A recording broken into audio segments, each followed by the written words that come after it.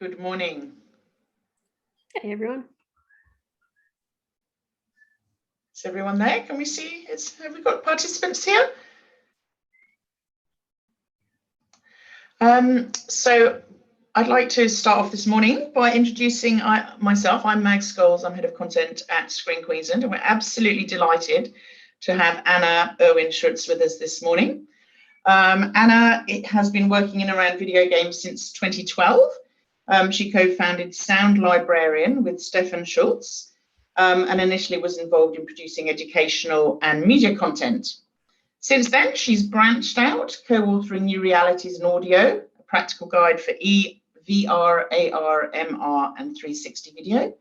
And she spent some time doing some VO work for smaller games. And then Anna got into the creative writing side of things, working on several VR game projects for zero latency and becoming part of the writing team on Yonder, the Cloud Catcher Chronicles. Anna then spent some time in New Zealand working on Ashen with the A44 team as both a writer and narrative designer. And most recently, she's worked with League of Geeks on their currently unannounced game. And she's currently writing her first novel. She's a busy lady. Each role has called for different kinds of writing and narrative design. And today she's going to do her best to share her insights, both on how to create and implement storytelling into your game, as well as understanding the role of a writer and or a narrative designer within your team. So just before we hand over to Anna for her presentation, just a couple of things. There is a Q&A box at the bottom. So if you've got any questions, if you could use that to send them through, and then between Anna and myself, we'll go through and collate and ensure that we do answer them, and perhaps if there are any that are duplicates, obviously we'll note that. So without further ado, let's get stuck in. Over to you, Anna. Thank you, Max. And also, I'll be asking you guys questions every now and then, if just to be a little participatory, because I can't see your faces. So yeah, anyway, we'll kick it off actually with a little bit of question taking. So this is thinking about, actually, first of all, I'll explain what I'm doing. So we're going to start off by looking at why stories matter, why we care about them, why they matter from a business perspective, and also from an individual, like human perspective. We'll have a look at story structure and theme, understanding what goes into a story. What writers and narrative designers actually do, looking at the good, the bad, and the exploding of storytelling in games. Do you think? Oh, creating character. So understanding what makes an interesting character in a game. And finally, delivering your story, how we actually get a story from our heads into somebody else's head. All right, so first of all, why stories matter. All right, help me out here. Guess the game. Type it into either the question and answer or the chat. I think I can see the chat, but probably Q&A is better. So what game is this? If after his unit is killed during an investigation on the Martian moon Phobos, a Marine is forced to fight his way through the hordes of the demonic undead to find his way back to Earth. What is that? Travis is suggesting something. Doom. Well done, James and Mike. Yes, it is indeed Doom. I actually had to look that up because I couldn't remember the original story. All right, next one. After an invading force lands on his island, a young warrior must find allies and learn new techniques to rescue his lord and free his people.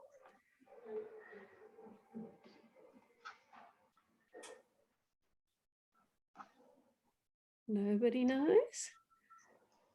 Would it help if I add a young samurai must find allies and help? Oh, right, that's Ghost of Tsushima, or Tsushima. Next one. A young farmer inherits a farm in the country and forges a new life, learning ways to improve the farm and build connections within the community. Stardew Valley, very good, Marcus. Yes. Next one. It is an eternal battle between a guy who just wants to eat crumbs and fruit and the four ghostly beings who seek to end him. This is a classic one. Backman, thank you, James. Yes. So this is just a little exercise in kind of thinking about games from a little bit of a different perspective. It's not talking about the mechanics, it's not talking about what you actually do, but really talking about what the core of that story is. And it's a really useful way of helping, if you do this for your own game, helping to kind of grok what it is. All right, so let's look at some money. Money is good. So stories are big, big money. Global publishing industry is massive and it hasn't died. You know, people heralded the death of books a while back and yeah, it's going strong. And these are global figures, estimates from a few years ago, most of them. So $258.7 billion just on books. Now, not all of those are novels. Novels are kind of around a 50-50 split, give or take. But still, even any kind of publishing is telling some kind of a story. Global box office, 136 billion, a pretty healthy number. Music industry, also stories. And music, obviously, but stories within music, 131 billion. And of course, we have games, which is over 90 billion. I reckon we can do better than that. And actually, I was under the impression that we're doing better than that, but you know, statistics are what they are. But the main thing that kind of carries through all of these things is they're about stories. Humans like to tell stories and we pay money to get new and interesting ones in lots of different formats. You know, we couldn't have any of these without a story. So it's kind of why we're here. All right, so what do we do with stories? We like to share knowledge. Historically, humans have shared knowledge through storytelling and, you know, verbal explanations of things. We share morality through fairy tales and other things, tell each other the history of things that happened before we were born. We explore concepts. Games are really cool for this because you can imagine, you know, what would life be like if I was in fact a dolphin, you know, or maybe an angry symbiote? How does a robot vacuum cleaner feel about their life? Then we've got escapism. One of my favorite things to do with games is, and stories in general, it can be any manner of thing. You can put yourself into, you know, thinking that you're James Bond or at least going along for the ride, or something much more zen and chill out that just makes you think about life. Things that just take us out of our little world box and stick them somewhere else for a little while. And of course, it's fun. It's super fun to imagine, wouldn't it be cool if I had a dragon? Or put ourselves through some kind of a challenge, particularly in games, and stress ourselves, but in a safe way. That's a really powerful thing. So having established that stories are a great way to connect to people, there's a way it's also a way that helps us, in particular in games, to have a good story. Stories create emotional engagement. They get people interested.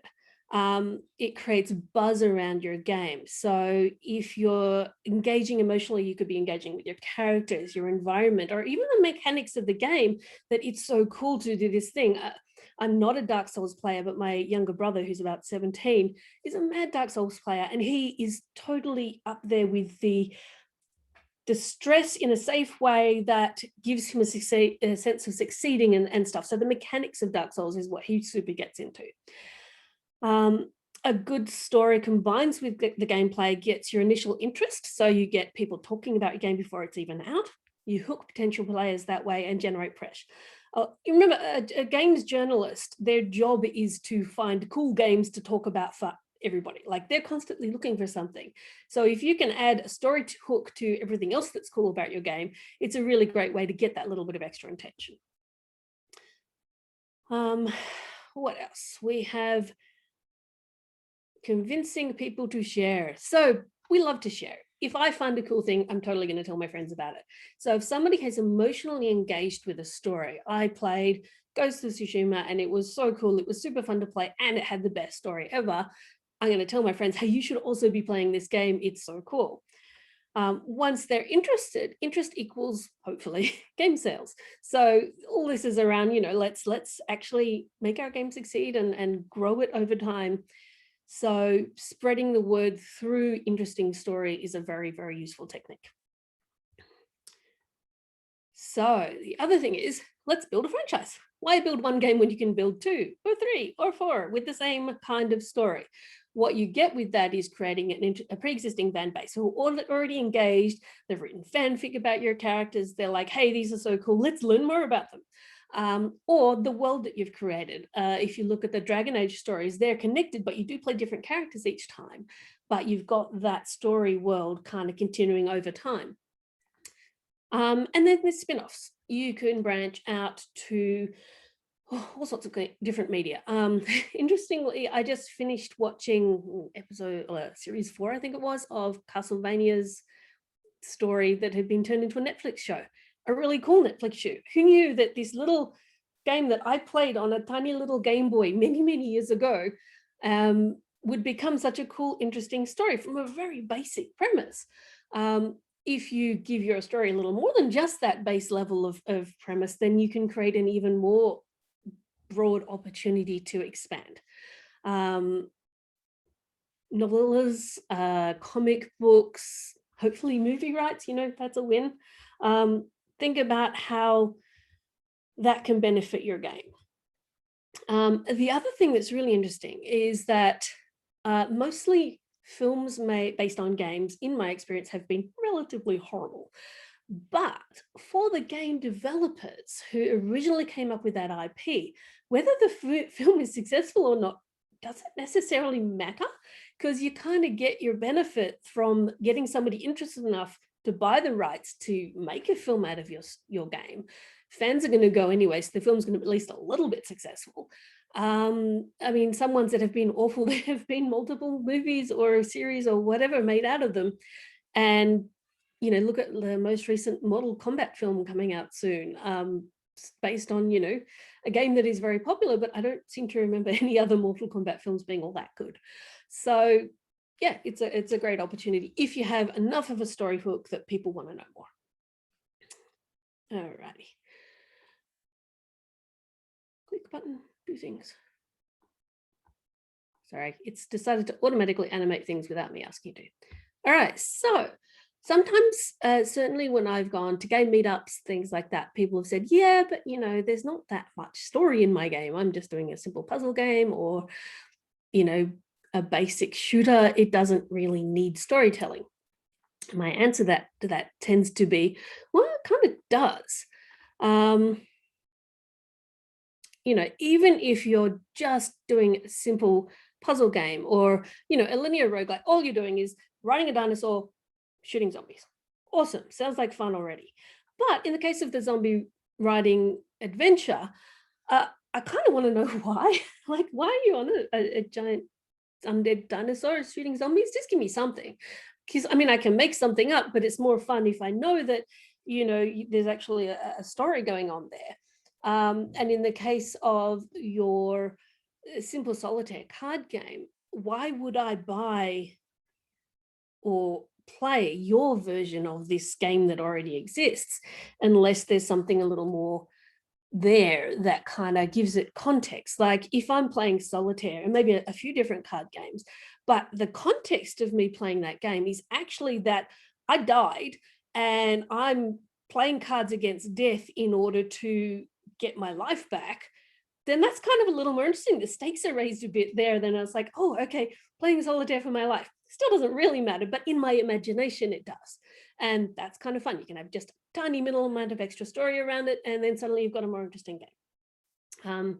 In the dinosaur game, it doesn't have to be deep. It doesn't have to say great philosophical things about the wonders of the universe, but it has to be interesting and engaging. So, maybe with your zombies, you're actually an apprentice necromancer and you tried to show off to your friends in a museum. Things went really, really wrong. And as a result, now you've got a zombie dinosaur that's on your side, but there are a whole bunch of other zombies that aren't. So, just things to add a little more fun to it. Alrighty, next. So, perfect example a lot of people come up with is original Minecraft. So before it got bought up by Microsoft and they did the story mode and all that kind of thing, it didn't really have, like, all you were was just a dude in the forest or on the ocean or wherever you happen to spawn, and there wasn't anything to tell you anything about anything. Except the thing is, it kind of is, because what you've got in Minecraft is a person all alone stuck in the wilderness more or less naked except for their clothes. It's a dangerous landscape. As soon as night falls, you're going to be in a whole world of trouble and running like a mad thing if you haven't built a shelter or some light. And it's a primal conflict of human against nature. So that story, it talks about independence, resilience, the wonders of crafting things that you find in nature and making a better world for yourself. It's almost entirely emergent, the narrative of who this person is, why they're there. All of that's kind of, up to the player, but it's still interesting and engaging. And I've spent a great deal of time just making up my own story in it, but with that foundation of story concept that kind of hooked me in the first place. So next section is going to be a little bit on the technical side. I've got a bunch of descriptions around how you can deliver story or format it. So I tend to write things out graphically just because that's how my brain works, but there's lots of ways to sort of think about this kind of thing. So at your basic level, you've got linear content, non-linear content. So a movie is very linear, and some games play much like a movie. They're relatively linear in terms of the story itself. No choices, no decisions, just do this level, talk to some people, maybe score a cutscene or two, do the next level, repeat until the end. And you've got your non-linear ones, the most extreme of which is one that's your branching narrative, where you've got lots and lots and lots and lots and lots of choices at key points that bring some kind of optional resolution. And some games have quite a lot of variety in their possible endings. The Witcher 3 is a really good example of that, where you've got lots and lots and lots of different possible ways things can resolve. Things kind of resolve sort of in a similar way, but what happens to everybody at the end changes. Same deal with the Outer Worlds. You get to the same spot, but from a story perspective, that resolution cutscene adds or removes things or changes things according to whether or not you did things. Sorry, my cat is down here and deciding to explore. So that's your basic division. It gets a little more interesting though. You can have lots and lots of games use this format, linear with side quests.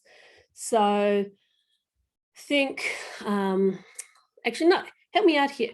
Think about games that might be like this. So your main story quest is what progresses the core story that you've got, but you've got lots of side quests which you can or can't do depending on what you want to do. World of Warcraft, interesting one, although I'd actually say that's not quite right, because World of Warcraft, you've got lots and lots of side quests, but it's hard to say what the main quest would be. GTA, absolutely. Dragon Age certainly does that to a point, but a little more variety there. Skyrim and Fallout, again, definitely they're pretty good for that. So they've got, and Horizon Zero Dawn as well. I haven't played Monster Hunter yet, it's on my list. All right, let's look at some more. So then you've got your main stories with a significant B story. This is where I would stick something like Horizon Zero Dawn. So they're very similar, but they're not exactly that. You've got your main quest, which is like the big story. Something like a Mass Effect would fit well into this one. You've got your main story, and in fact, Ghost of Tsushima as well. You've got that main one that you're going along, and you can just have a pretty short game by following just those main things, but your major quest lines on the side do things like give you really cool allies. They give you interesting skills that you might not get otherwise. And I often spend a lot of time doing that kind of thing. Horizon Zero Dawn, I think, works quite well for this one too, because there's people you can make allies with who will appear at the end if you've done a little quest line for them. By side quest, they can be little mini stories of their own, or they can be a long sequence. Ghost of Tsushima does very long sequences for that. Fallout is another one where you have your main story, but some of those major side quests are pretty extensive. And then you've got your minor ones. So, kill me 3 Kahagafuggers, or, collect all of the gold bolts and get something cool at the end of it. So those things make up the bulk of the kind of fun exploring stuff that you do in a game without telling any major story. next one. All right, so linear with gated side quests. By gated, what I mean is that once you get to a certain point, you can't do the side quests that were available previously. You got to tread with caution with this one because it can be really cool in terms of if you're making like, exactly, Mass Effect with squad mate loyalty missions is a perfect example of that. If you are, in this case, if you're, for example, making a major change in the world, so you have done everything on this planet and then the evil guy blows up the planet. So that's a pretty hard gate, which means that those side quests, in this case, actually that's a bad example because the next one is this one. In this case, the side quests are available after key main things. So it's, yeah, it's a slightly different approach. This is what I was talking about. Hard gated ones are where you're exploding the planet, you're doing something major, and then people can't go back and do that. I often, Max, your microphone is not on mute, just so you know. With these ones, it's that destroy something, make it so that you can't go back. You know, that area is kind of done once you move on. You've got to be a little careful here because if you do that, then you're potentially having players miss content.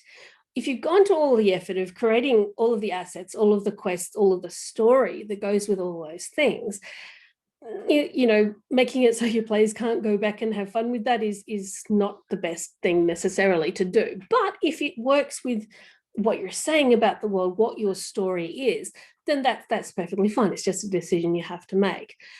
Some games will only have this kind of gating right at the end. So just before your boss monster or big grand fight or whatever the big resolution is at the end on a heavy storytelling game, that's when you go, oh, by the way, you can't go back once you've gone here. Are you sure you've done everything you like? And if you're sure about that, then the suicide mission in Mass Effect 2, I think it was, is a really good example. You know, you got to be sure you have all the people that you want before you go into that little crazy madness at the end. What else have we got? Modular storytelling. Okay, so this is getting into the branching side of things. Now, modular storytelling is a really interesting one. It creates headaches, but it's also kind of cool, and particularly for emergent gameplay, which is when your player is able to kind of tell their own story. In this sort of thing at the beginning of the game, everything is available. You can do whatever you like in what order you like. So if you start a quest line, it doesn't mean there's no story here. It's just that each quest that you see here is its own individual nugget of a story. So think of like an open world adventure where pretty much everything is available, maybe with a little bit of gating if you've got an area that needs to unlock, things like that. But, you know, you can do whatever you like. Yeah, exactly. The only real challenge I see with this kind of thing is if you want, Spore's really good. In fact, No Man's Sky is another really good one. You can just go wherever the hell you want and do whatever you like and pick up bits of story along the way.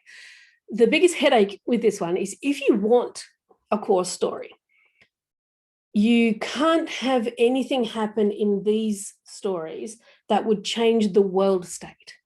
So think about if you've got a major, Dr. Evil is your villain, and you've got one of these where you kill Dr. Evil. Well, then you've got a problem because all of these other ones may talk about Dr. Evil. So if you've killed Dr. Evil and yet somebody in another quest that you've picked up is complaining how Dr. Evil's forces have destroyed their home, then that doesn't make sense because Dr. Evil's no longer with us. Not impossible. You can then have things like, okay, a bunch of these blip out, aren't available. You could write an alternative version of each one that either has Dr. Evil around or not. That's possible, but quite a lot of work. You're kind of doubling the amount of work you have. So you've got to think really carefully about that and tying it to major story. If you're just happy for it to be emergent story, no problem at all, because then you've got little self-contained story that don't have broader impacts on the world. There's a lot more you can delve into with this kind of thing, but purely from a narrative perspective, it needs to be tread with care, but also this can make a really cool kind of a game. You know, where you really are just like, in my version of this universe, I did this and then this happened and then I did this and then this happened and it was so cool. And then somebody else is like, no, wait, hang on, that happened first to me, and so on and so on. So you create a little extra buzz because it's so variable and it's so replayable, because every time you play, it's going to be different. I think that's one of the reasons people replay some games so often. They're endlessly. Stardew Valley, again, I can repeat that game so many times because you can do anything in any order and interact with different people and all that kind of thing. What else? Okay, Modular with gates. Same concept, but you have a core story here. And this is where you are in your core story, killing off Dr. Evil in the first sort of chapter of this story. So, okay, all of those side quests are no longer available. Move on to the next bit. You can definitely do it, but it just depends on your budget and sanity and how many people you have to help program all of that and make sure it all makes sense. And you've got a big wall of post-it notes that helps you keep track of everything. Post-it note walls are the best thing ever for story, like sorting out your story. Never underestimate how cool that is. What else? Oh, in particular, the caution here is, if you're going to do this, these side quests, don't put quite so much effort into. I'm not saying like slack off, but maybe don't record lots of voiceover for that sort of thing. Like if you've got, you know, put all this effort, you've got cool cinematics, you've got voiceover, you've got like bespoke animations, all for these little side quests that you can't reuse elsewhere, then that's a huge cost to your company in terms of time and money. So yeah, just tread with caution.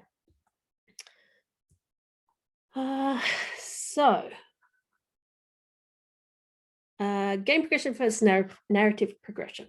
One thing to remember here, game progression, think going up levels, finding loot, opening up new areas, killing certain kinds of enemy, or anything that progresses the game, that increases the player's level, that does things mechanically, doesn't have to equate to narrative progression. So, and you want to actually probably keep those relatively separate, unless you want a boss that is part of the core story, that once you've defeated this boss, you get the spam hammer, and with the spam hammer now you can go over to this other cool place. Ratchet and Clank, I think, does that. I haven't been playing the latest one much, so, but that's the sort of thing that, and lots of games do that kind of thing, that you've got to kill, you know, Joe the Destroyer in order to get his hammer of splitting. But when you've got your game narrative, you don't necessarily want to make it that people have to have all of this extra stuff. If they want a more challenging experience, maybe they can go and tackle that guy with just kind of their starting kit and without having done terribly much on the side. It'll be a lot harder. Or if you're like me and you're a chicken, then you can go off and get all of the cool stuff, then go deal with you know, Boris the Destroyer, because those two aren't necessarily tied. Well, they don't have to be tied. Fallout 4 is a really cool example of this. I really don't like the main storyline of Fallout 4. So if I go back and play it again for fun, I just bumble around doing all the cool side quests, which I get a great deal of enjoyment out of, and just kind of avoid anything to do with the Institute or the Railroad or all of that stuff, because for me, that's not what's fun. 900 pine cones, so good Lord, that's just excessive. Although, you know, I am like that. I do go hunting for all of the things. I call myself a completionist. I got to find all the stuff. Cool.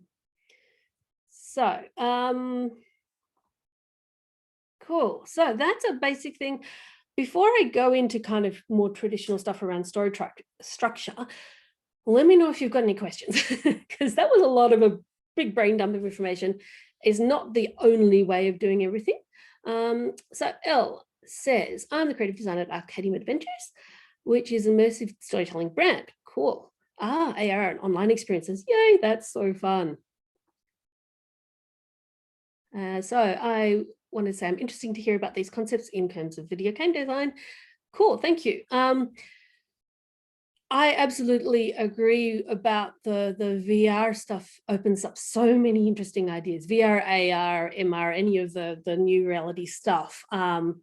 You know, there's just so much cool stuff you can do. And if you pair that with this kind of thinking about different ways of telling your story, you can come up with some, yeah, really cool stuff. Also create some real challenges for yourself in keeping track of it all, but that's okay. That's half the fun. All right, moving on.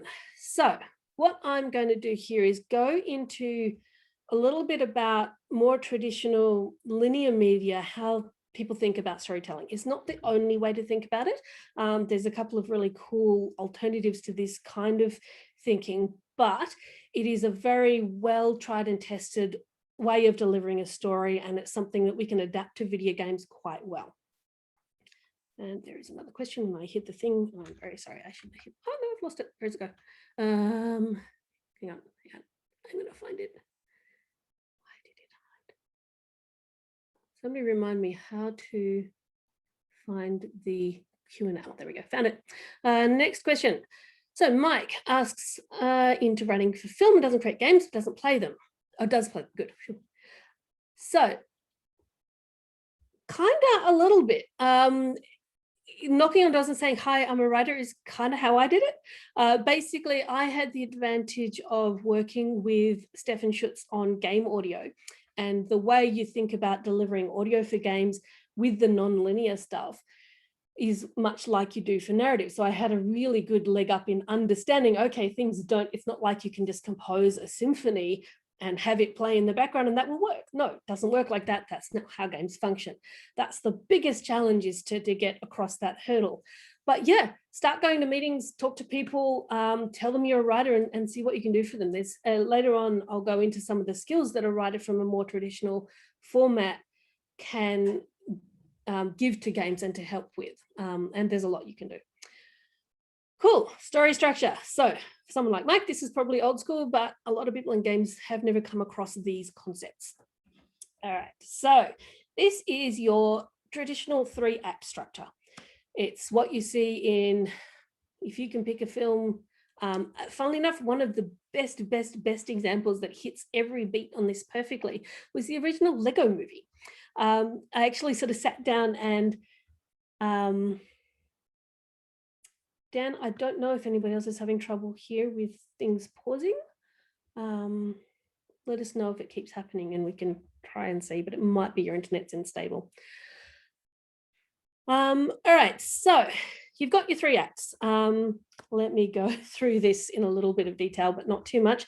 There are whole books that have been written on this that you can go off and read, but your act 1 is your setup. So this is, you get your character or group of characters in their normal life, and then something happens. Like, you know, Joe, Billy, and May are going to the shops, and on the way there, somebody jumps out of them from behind a door, and they can choose to do something. This incident has catapulted them into a different kind of happening, and something is got to be done. They can choose, you know, do they go through the door? Do they not go through the door? And they think about it and they're like, no, this is a crazy idea. We don't want to do this. And then when they get to the end of this act, they make that decision and launch themselves into the adventure. In Act 2, it's broken up into 2 halves.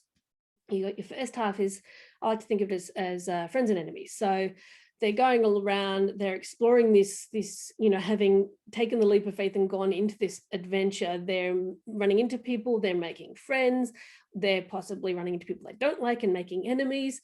This applies not just to like a, you know, a fighting kind of action movie, but equally well to a drama. So this could be a kitchen sink drama where people are just walking around a town and things are happening and they're talking to people or not talking to people and all that sort of thing. So it really doesn't matter kind of what is happening. It's that these story beats, excuse me, are just kind of got to hit these along the way. Your midpoint is where something changes. There's a surprise, it's a big twist. It increases the stakes. So what they thought was just a fun adventure, having found the dragon egg, hatched it, and we're exploring the world and it's so cool. Oh wait, no, the evil overlord wants to catch you and the dragon, and now you've got a problem. So from that, you've got more obstacles that you've got to do to you running away from the Dragon Lord and trying to escape, and something goes horribly wrong. It's also sometimes called the Scent of Death, where you might lose your mentor in Star Wars. Obi-Wan Kenobi is no longer with us. And after that, we have our crisis, which is where, okay, but horrible things have happened, but something even worse is now happening. The Death Star's on the way. We're going to die. We have to do something. So in the crisis, the hero or heroes take everything they've learned and put it to practice. They use the Force, they come into the fight, do whatever they need to do, and they succeed in defeating the enemy, escaping the monster, finally resolving the romance, you know, whatever it is. And then in the process of that, they then go into the climax of Act 3. And Act 3 is where you kind of resolve everything. So having got to this very intense point, okay, now you're getting married, you're taken over, you've got your boss fight, and everything is cool, and you wrap up and end the story. So it can go into a lot more detail, but it's it's in a nutshell kind of what that is. One of the things I've made note of here is that what's really interesting here, and it's something that I've run into with Mike, you might find this interesting, is when I spoke a few years ago to a group of people from film and television, they were like, oh, no, we understand non-linear narrative. Like, we do that all the time. And I'm like, really? What I understood then is that for the linear narrative we have here is not necessarily linear in terms of the timeline. So the events of Act 1 might not, in fact, happen at the beginning of the story. Deadpool does this. You start actually quite a way in. If you think of a film where it's like, this is the story of how I died, and you've got this whole thing leading up to somebody who's definitely about to die or in fact dies, and then they flash back to 3 weeks earlier. This is how we led up to this point. Generally, they take that this is how I died or whatever drama from around about the disaster point in Act 2. It's not a hard rule, but that's one way of with that kind of format where you're jumping backward and forth through time. You can do other things like that. The flashback is a very, very well-known sort of way of doing things. Excuse me. But yeah, so non-linear in terms of linear media, where you've got a standard story that doesn't change each time you experience it, is different to non-linear in games. And it's just important to understand that distinction. And, you know, you can mess with time as much as you like in games as well. It's super fun. All right, so now I'm going to go through how games do this, or how we can do this in games. It's not the only way to do it, but it is one way of doing it. So generally, Act 1, we're setting up the premise of the story. We're introducing our main character or characters, or we're introducing the world. In SimCity, Act 1 is just like, okay, you're the mayor of a city. Let's tell you stuff in the mayor, or maybe a little bit of a tutorial. It's often in games taken care of in a cutscene or a cinematic or initial text and dialogue that introduces the game world, tells you what's there. You can tell the whole of Act 1 as part of a tutorial. In Ashen, we end up having an introductory cinematic and then a tutorial level that led up. So the inciting incident happened in the actual cinematic at the beginning, and then the tutorial level was kind of that leading up to it, where you've got to take the leap of faith at the end. Literally, in fact, you have to jump off a rock. So that's really, really commonly done in games, although some games will in fact just throw you straight into the conflict, and then you will get the backstory and context either as you play or kind of in the form of cinematic flashbacks or auditory flashbacks, depending on, you know, kind of what you're doing and how you want to do that. Yeah. Act 2, the fun part. It's kind of where almost all the fun happens in a video game. And the really interesting thing about this one is that you may have the whole part of this completely free in terms of the obstacles, making friends and enemies. That's doing all your side quests. The increasing tension is what you get from your main quest. You can have your midpoint be a gate, where it's like, okay, once you get to this point, things are going to get harder in the game. And then you've got your obstacles, the disaster, all those sorts of things can definitely still happen in a game. But the timing and the pacing of it is largely up to the player, particularly because games take, more than one just setting, well, generally, unless you're crazy, more than one setting to play. So, if you've got a 12-hour game, very few people are going to explore and have all the fun that they like by just sitting down and doing the whole thing. Although some people, if you're doing a speed run or whatever, totally, that's what they'll do. But then they don't do all that side quest stuff. So if a player finds it challenging, difficult, stressful, or if they're really into it, they can choose that pacing of how they get to this and how quickly that increasing tension goes.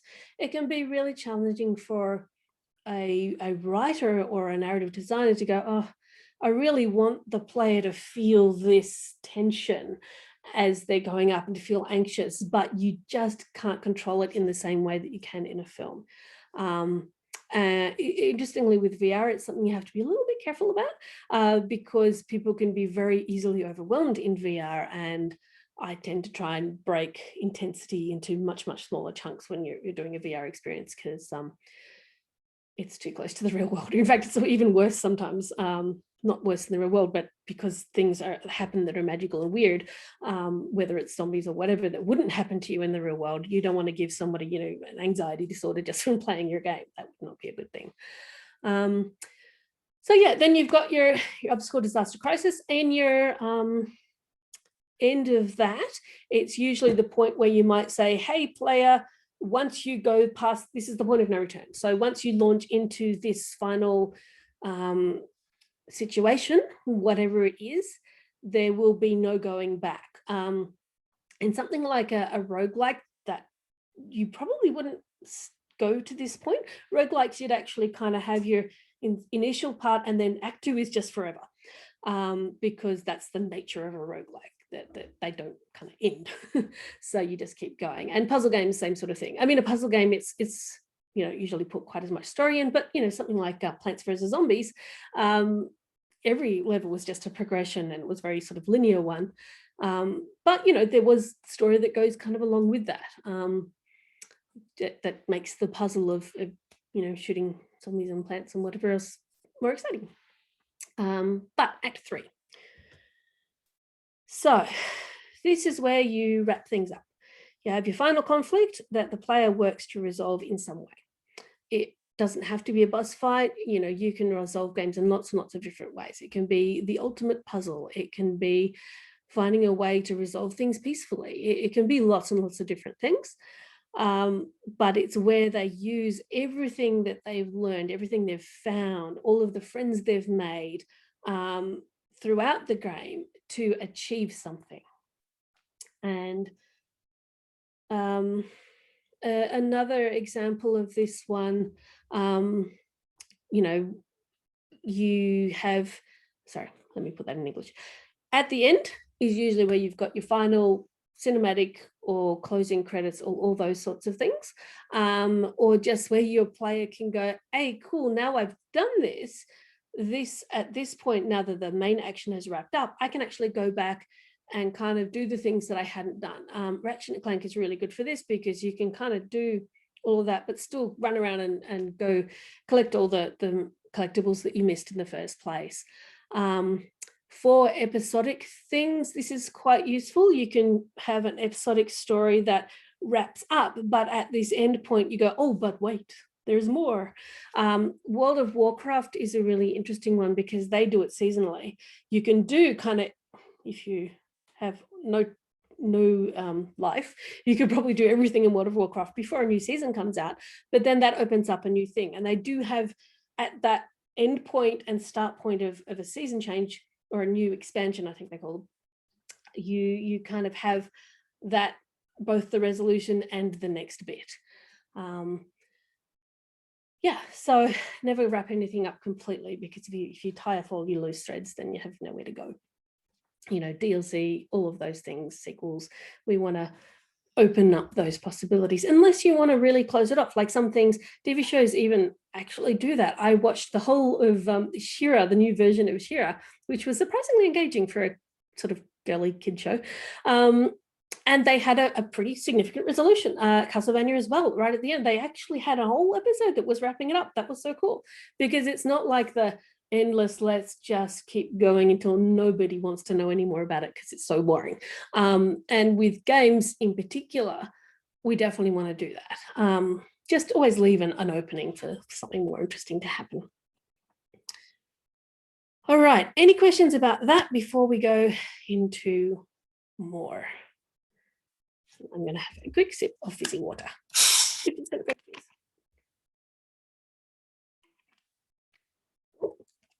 All right, so story arcs. That main rise and fall, which, you know, in reality is more like this, but it's hard to get that onto a little PowerPoint slide. You have characters, you got NPCs. Hopefully they're interesting NPCs. And it really helps if they're interesting PCs to have kind of a little story arc for them. Stardew Valley does that, Mass Effect does that, any kind of RPG definitely does that. But, you know, even other things do that. And other characters are really, really useful because they can, if you've got a major protagonist that doesn't necessarily have a strong personality, the story arcs are how you can tell the stories you want to tell about the world much more effectively. Even if the player is romancing a character and you've got a love interest and all that sort of thing, and they can choose that, yeah, it's more work to kind of write the alternatives for that in, but it is nonetheless interesting and it gives you opportunities to still tell that extra story. So the one caveat there is give them one. You don't want to have lots of different story arcs for one character. It can get horribly complicated, and people, you know, it's kind of cool just to have like, oh, I'm going to play, you know, this character storyline because I think, you know, I really like them. They're cool. I want to know what happens. You can explore your game world much more there. You can explore the universe that you've created, and players can connect emotionally for these characters. People often get more into, say, if you look at, you know, Garrus, who's the ultimate either bromance or romance character that lots of people are super into. Nobody's as, well, okay, some people will be as into that as Shepard, but you've put your own personality onto that Shepard character. And it's the NPCs that you really connect with, because you're not, as a developer or a writer, we're not putting our idea of how you should feel onto the player. We're instead having other characters experience things in relation to you and experience and react to things. And so, yeah, they're really great tools to have. I strongly recommend extra characters. So next. So like it or not, people are going to compare your game to other games. It's really annoying sometimes because you're like, no, but we're unique and special, except you're probably not entirely unique and special. And it helps people to have context to understand or frame your game within. Your story is a really good way of helping people see that it's the same thing, but it's different. Crossing Road is a surprisingly good example here. So they took Frogger, which was a story about a frog crossing a road and then crossing a river to get home. Basically, I think there were 5 frogs or something. You've got to kind of get home. I actually never knew that was that story, but Google informed me. What they did with Crossing Road that was really clever is they started with a chicken. Because they started with a chicken, everybody who's grown up in a primary school in Australia probably, and at least some of the rest of the world, probably knows the joke of why did the chicken cross the road. So in the case of Crossy Road, they've tapped into that cultural understanding of, well, of course the chicken wants to cross the road. It always wants to cross the bloody road, so let's go. And so you're kind of rooting for the chicken from the beginning because you know, you just want to get to the other side. They didn't have to say anything with that story. Just do that, pair it with a fun game, and then open up to other characters. And, you know, suddenly like, why does the pig want to cross the road? Well, I don't know, but we're doing it anyway. So they built upon that simple premise that made their game be the same thing, but different. It's not easy to do it as well as those guys did. They they, did a lot of clever things in making that happen. But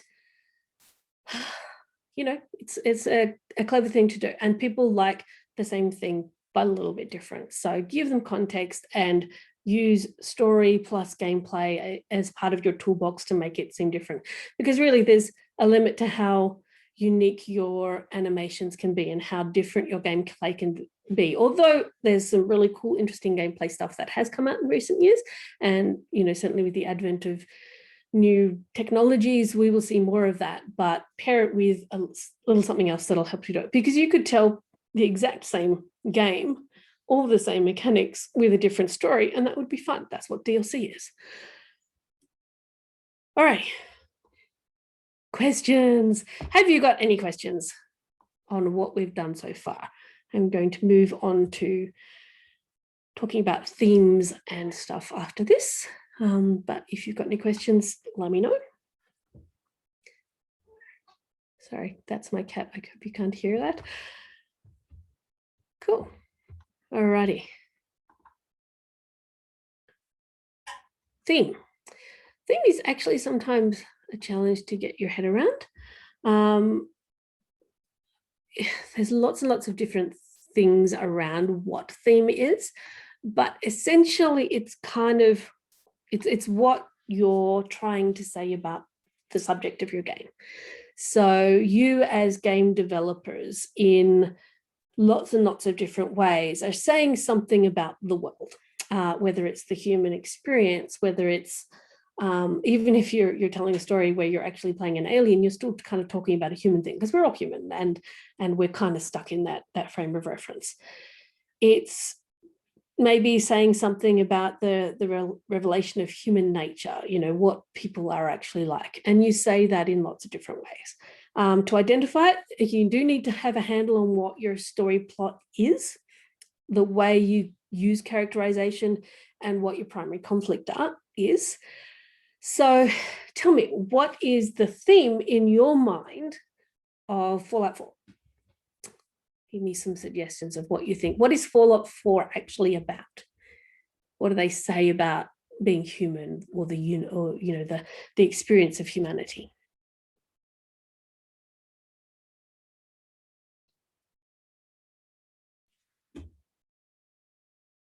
Ooh, questions.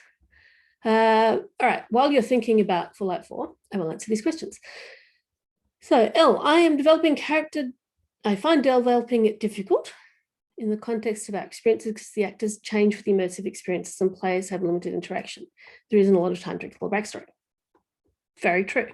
So, quickly developing character depth and emotional connection. There's a book called Creating Emotion in Games, which is a really useful one. And he's actually got a bunch of techniques in there.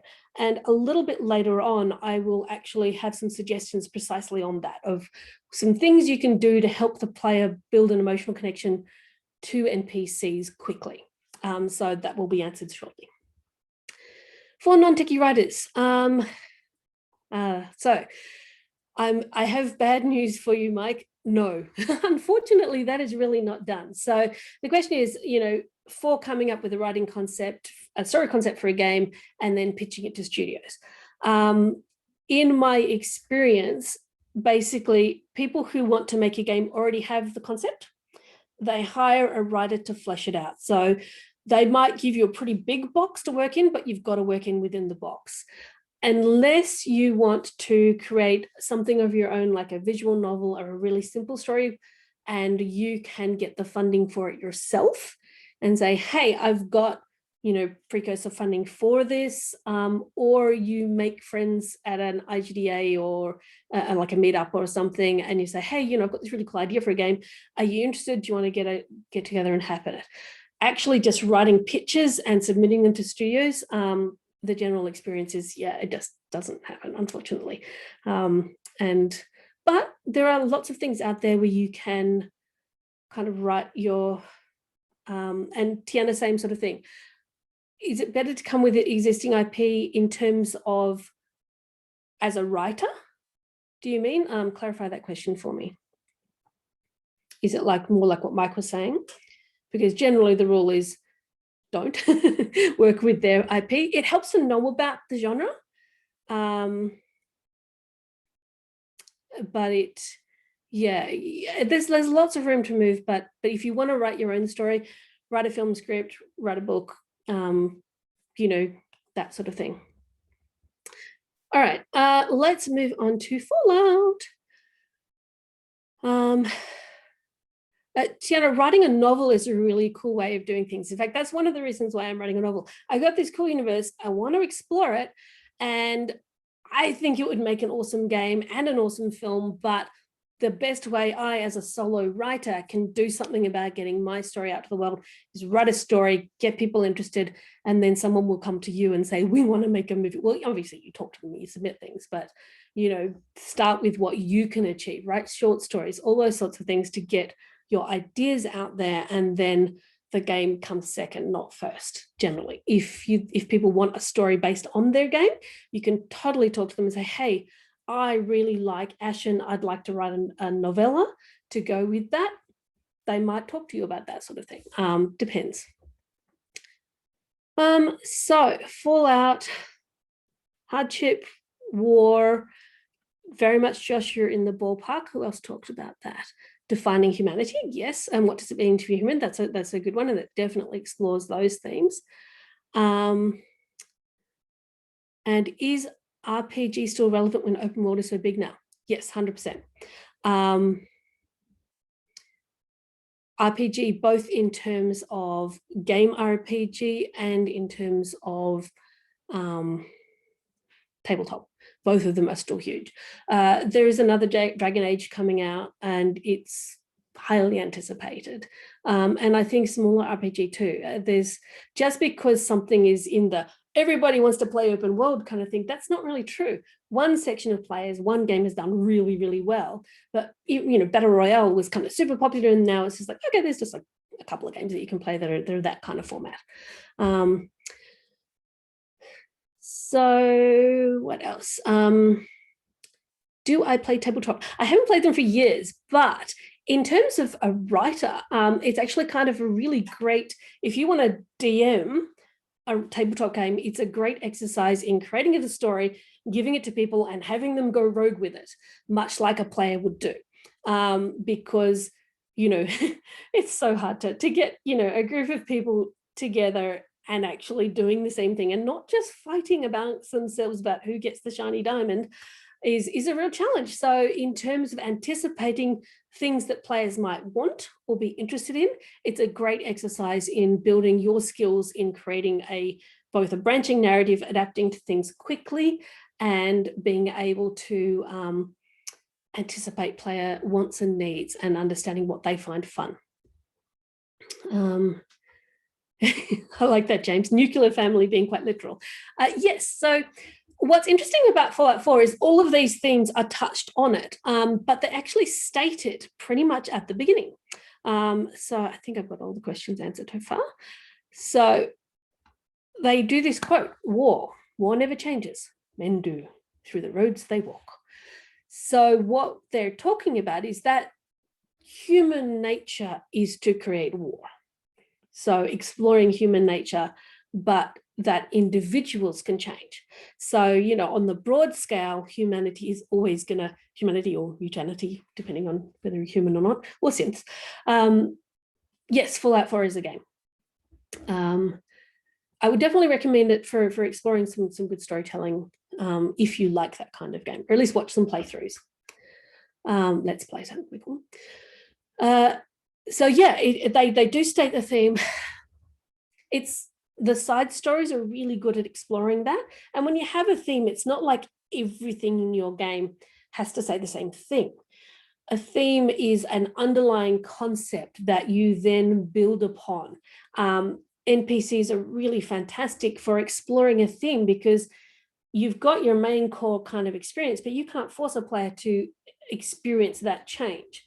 Particularly if they're like in Fallout, an anonymous, they're not completely anonymous, I lie. So, but in some games you are a blank face, like you are just whoever you are that you create that personality for that character. Fallout, you've got an existing character and then you've got choices about the things you can say. So you've still got choice about how you adapt that character. But in terms of as a writer and a developer wanting to come up with, say, this thing about the world, it's exploring that through other characters, through their quests, and the way they react to things is what makes it interesting. All right, so next, let's explore a little bit more about kind of what theme is. So it's not the same as genre. So if you're a sci-fi RPG, that's not your theme. That's just kind of your genre and your setting. It's, you're going to say something about the game, something about the world, whether or not you plan it, you're still actually saying something. So two comparisons here is Dark Souls, or any Dark Souls game, and Hades. If you haven't played Hades, then basically in Dark Souls, let's start with Dark Souls. In Dark Souls, it's a very, very hard game and you will die. You are then punished for dying, and repeat. The more you die, the more punishing it is, and it's incredibly challenging. People who enjoy that style of game enjoy that challenge of getting through, overcoming adversity, and really kind of uncovering both the story that goes with it, which is told very interestingly and very succinctly, it's well done, and overcoming that challenge. So what they're saying about the world in their theme is that failure is a punishment to a degree. It's probably not the only thing they're saying, but in terms of just the game mechanic here, you are punished when you fail. When you play Hades, you're not punished for failure. So the goal in Hades is you've got to fight your way out of hell, basically. And you do that and you fail, but it brings you back and you learn something from that experience. And every time you go through, and whatever point you fail, or if you in fact escape, you still end up back again and learning something every single time. So the simple mechanic of never actually properly dying says something. Games that have permadeath also say something about the world. So each of those game mechanics form part of that theme. I've just played the Pathless. So that's a really interesting one. It's a very linear story.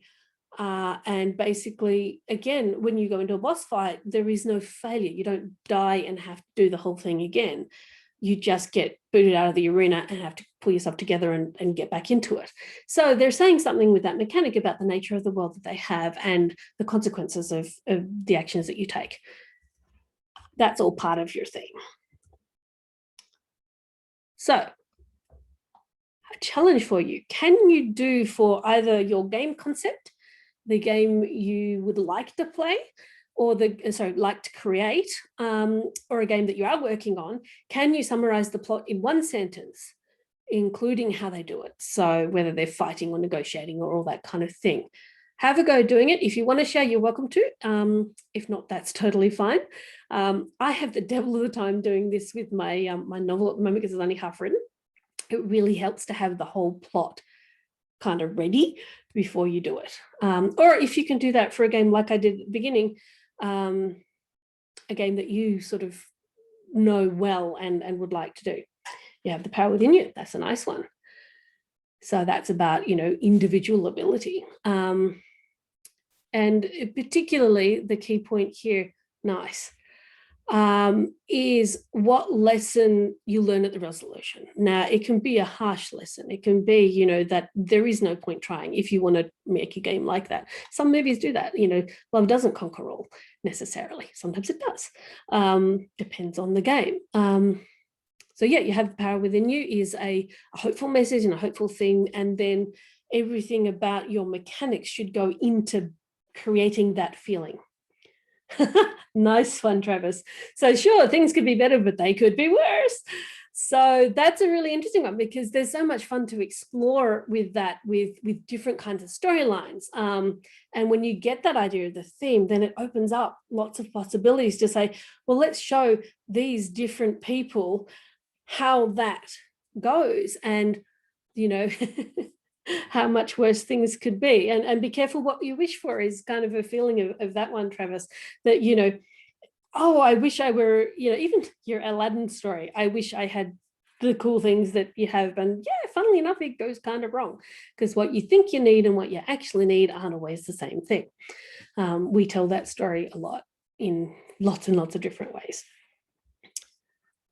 An interesting question, if we think about these things with Fallout's stated theme, where they quite explicitly say it, and you don't always explicitly say that. That would be fun.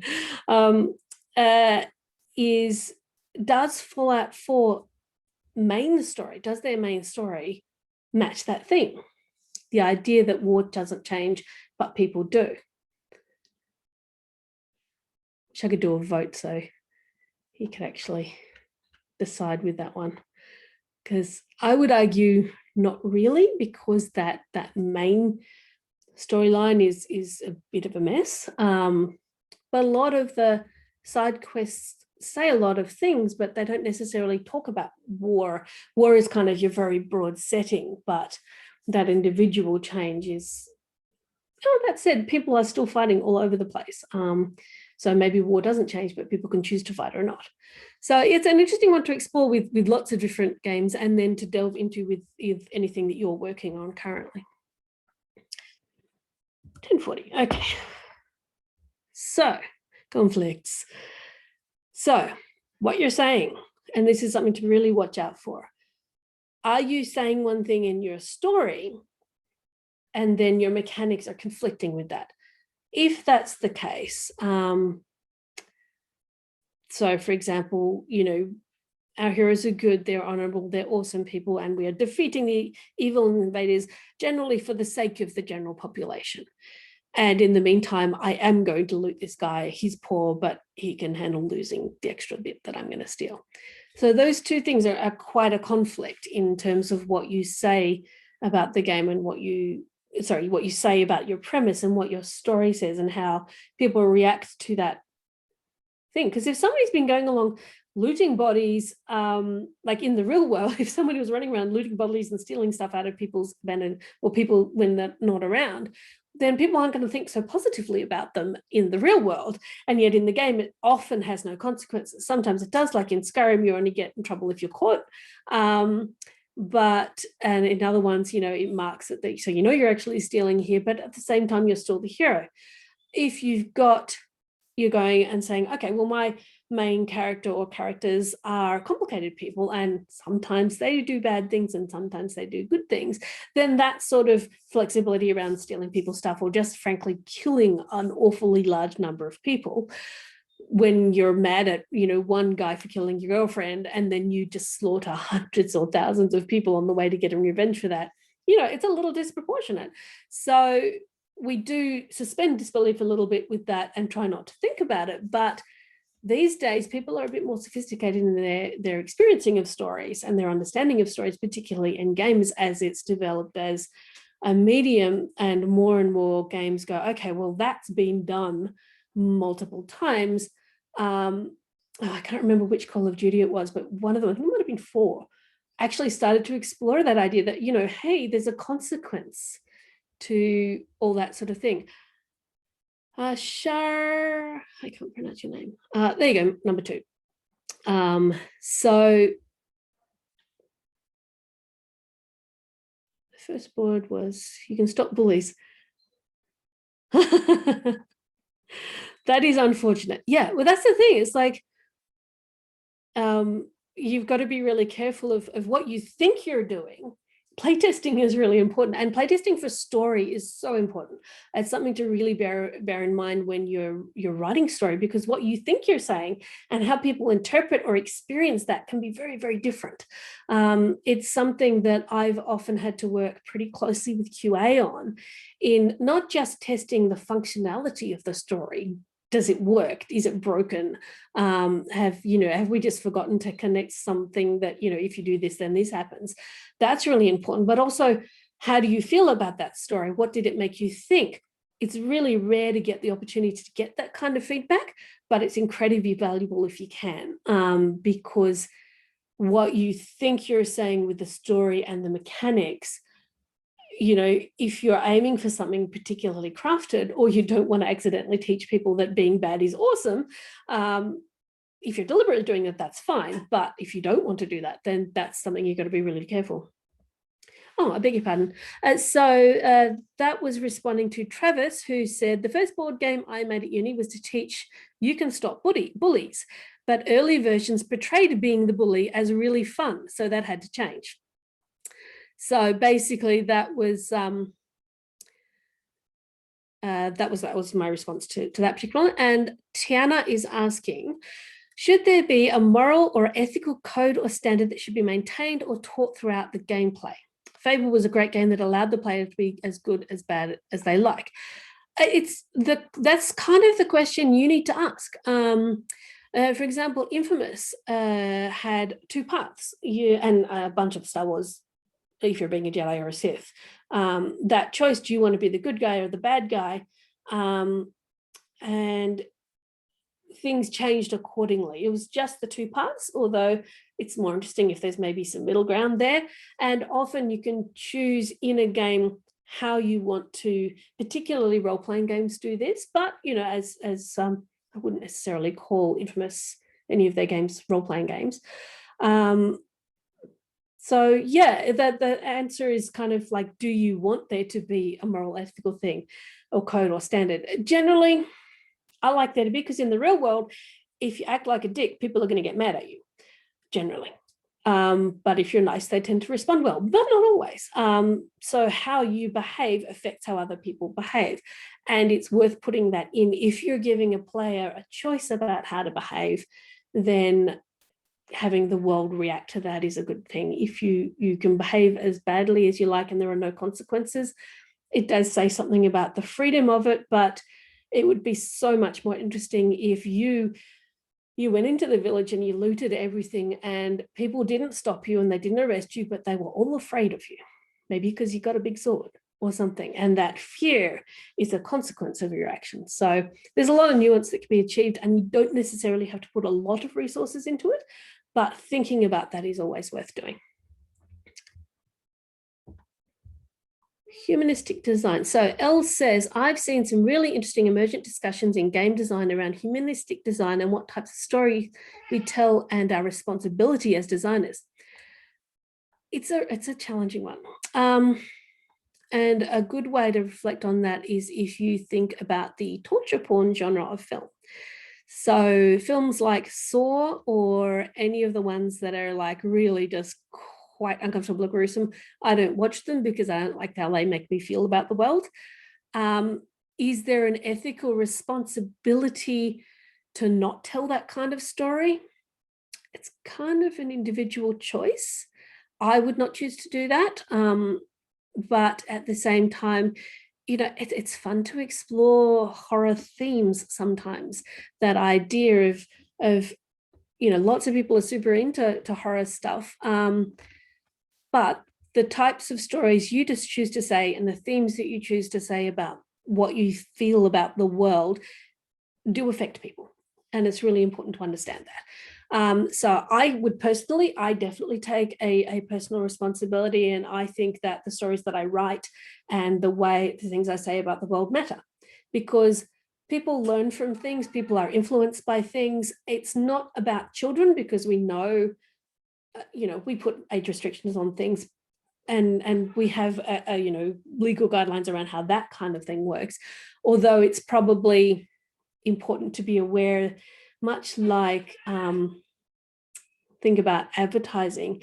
They're very good at advertising to children without obviously advertising to children. If something's all bright and cheerful colors, but you're in fact like Splatoon, but you're actually murdering people, that's, it's going to appeal to children, but not necessarily be for children. So that's something to be aware about in how you both market it and you just present your gameplay. Gambling is a hot topic for this one, around what do we do for, teaching kids that gambling is fun. There's a huge controversy about that kind of thing. So there's a little bit of ethics to be thinking about. I don't think we can exist without thinking about that kind of thing. But if I don't know, I would really recommend against, for example, replicating something like the Saw movie in a VR game. That would make me very, very uncomfortable, because I think we haven't studied that enough to know what effect it's going to have on people. And you really don't want to, I mean, the human mind doesn't, when you've got it just on a screen in front of you, that's one thing. But once you stick yourself into VR, we haven't studied the psychological effects of that even remotely well enough to know what are we doing to someone's psychology. We don't want to actually give there to be a reason to connect violence and video games in the broader media by accidentally actually doing it. So yeah, be aware of what you're doing and step carefully. It would be my strongest advice. And make your choices about who you work for.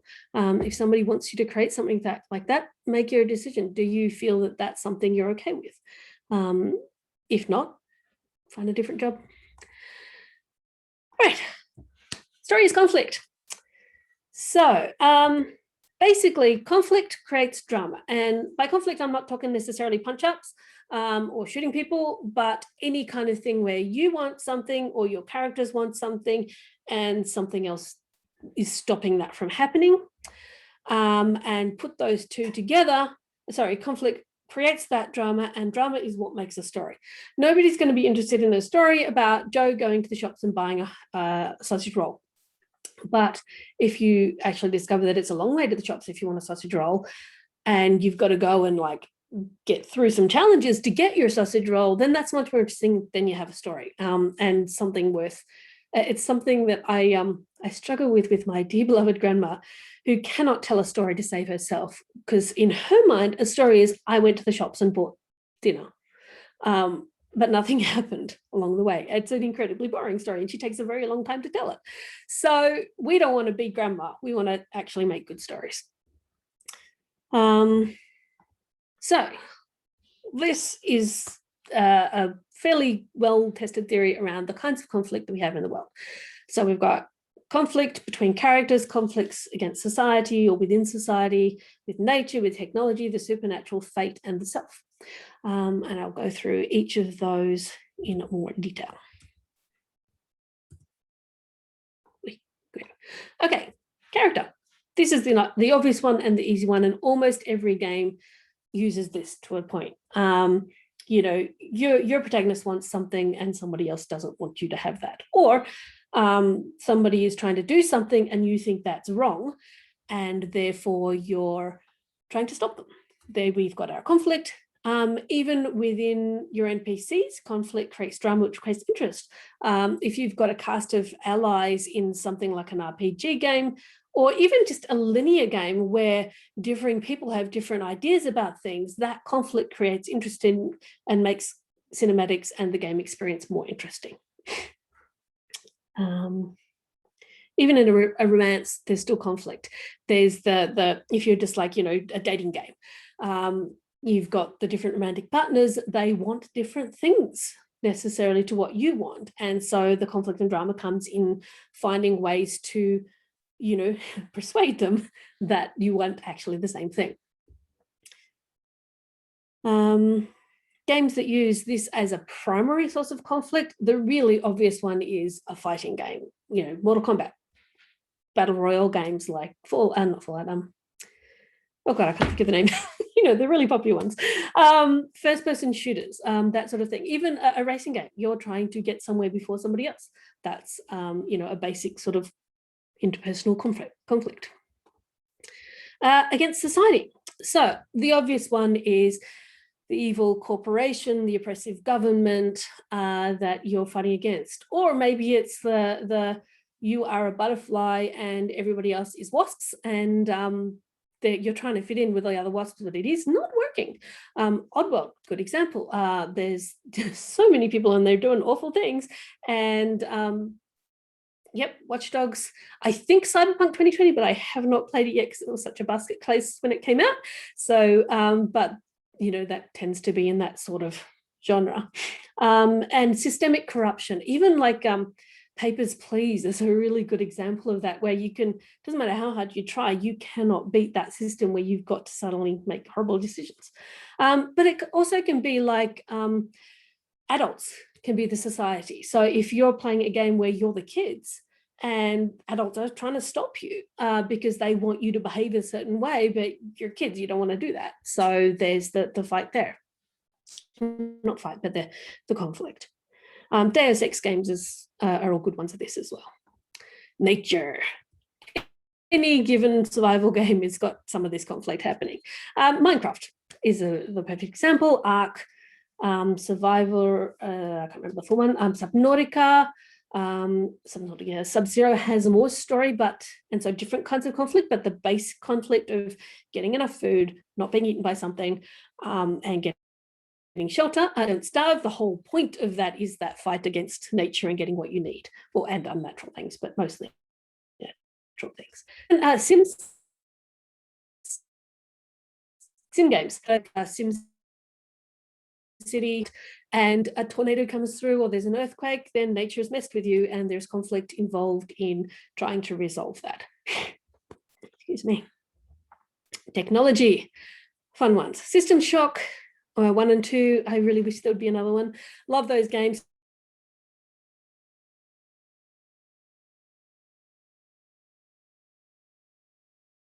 And totally, it could be life forms like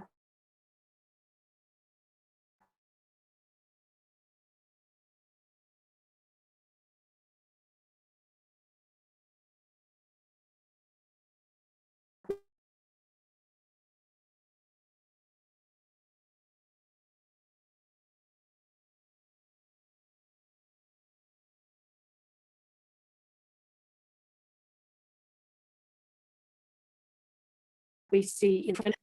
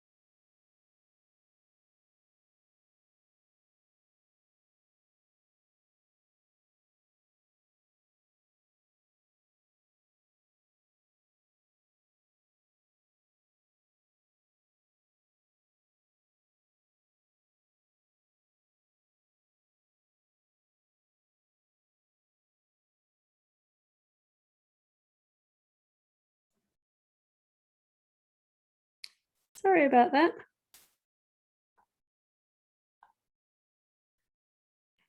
Now, the only thing is I need to be made a co-host so that I can share screen again. Hopefully that will work. All right, I live in regional Victoria and we had the really fun windstorms come through and everything's been a little bit unstable since then. So apologies for that. All right, let's go back to sharing screen. Hopefully you can see it again. Are we on? Can we see? It says yes. Great. All right. So yeah, technology. Lots and lots of fun to be had with this sort of thing.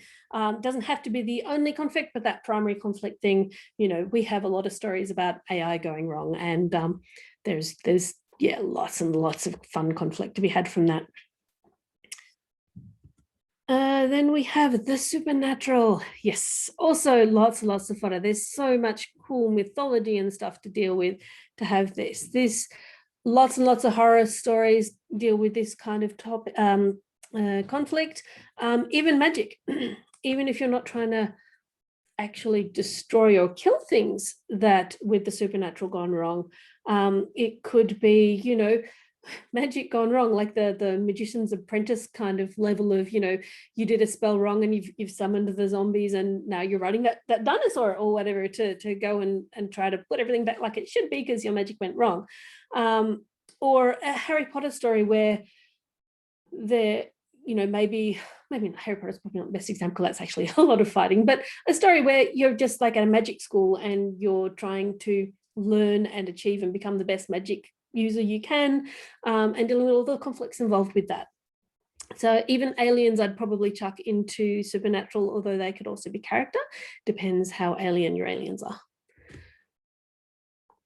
Fate is the next one. Oh, we got fate. All right, so fate, think dealing with gods, dealing with destiny. You've been told you should do one thing and you really don't want to do it because it might be your destiny, but it's a horrible destiny.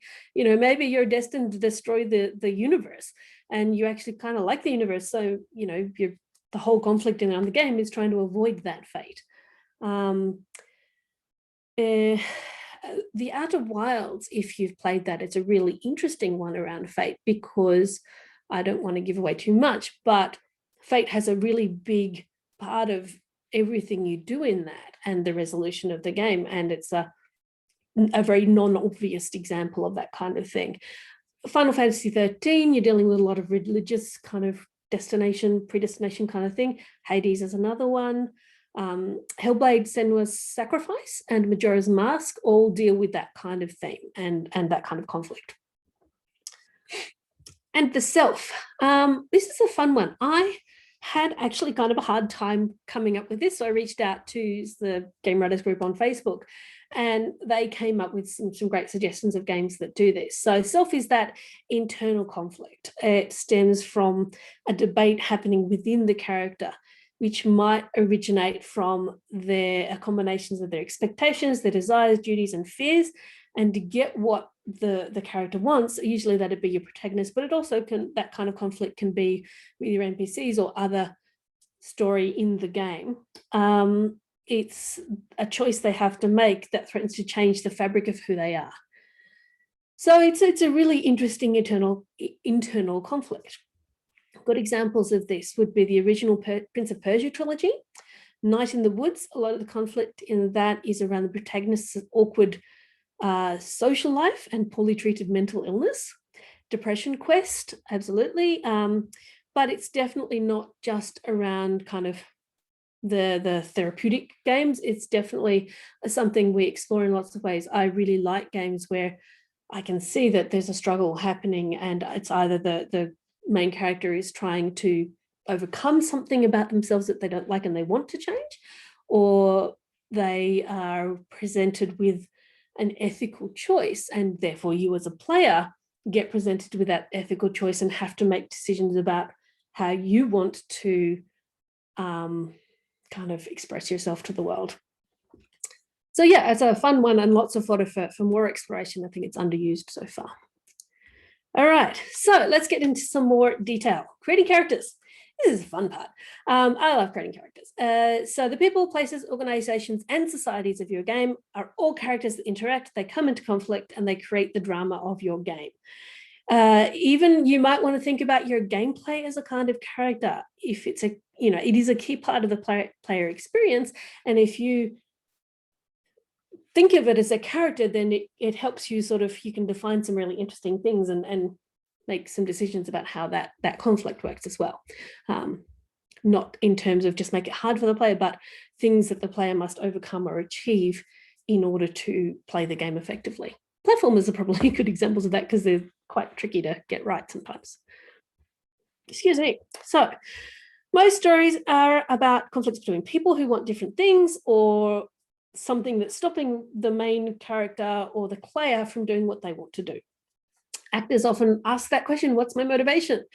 That's really kind of helpful if you're having actors, either if you're getting some mocap happening or you're getting voice actors, giving them an idea of what the motivation behind the characters is really, really helps.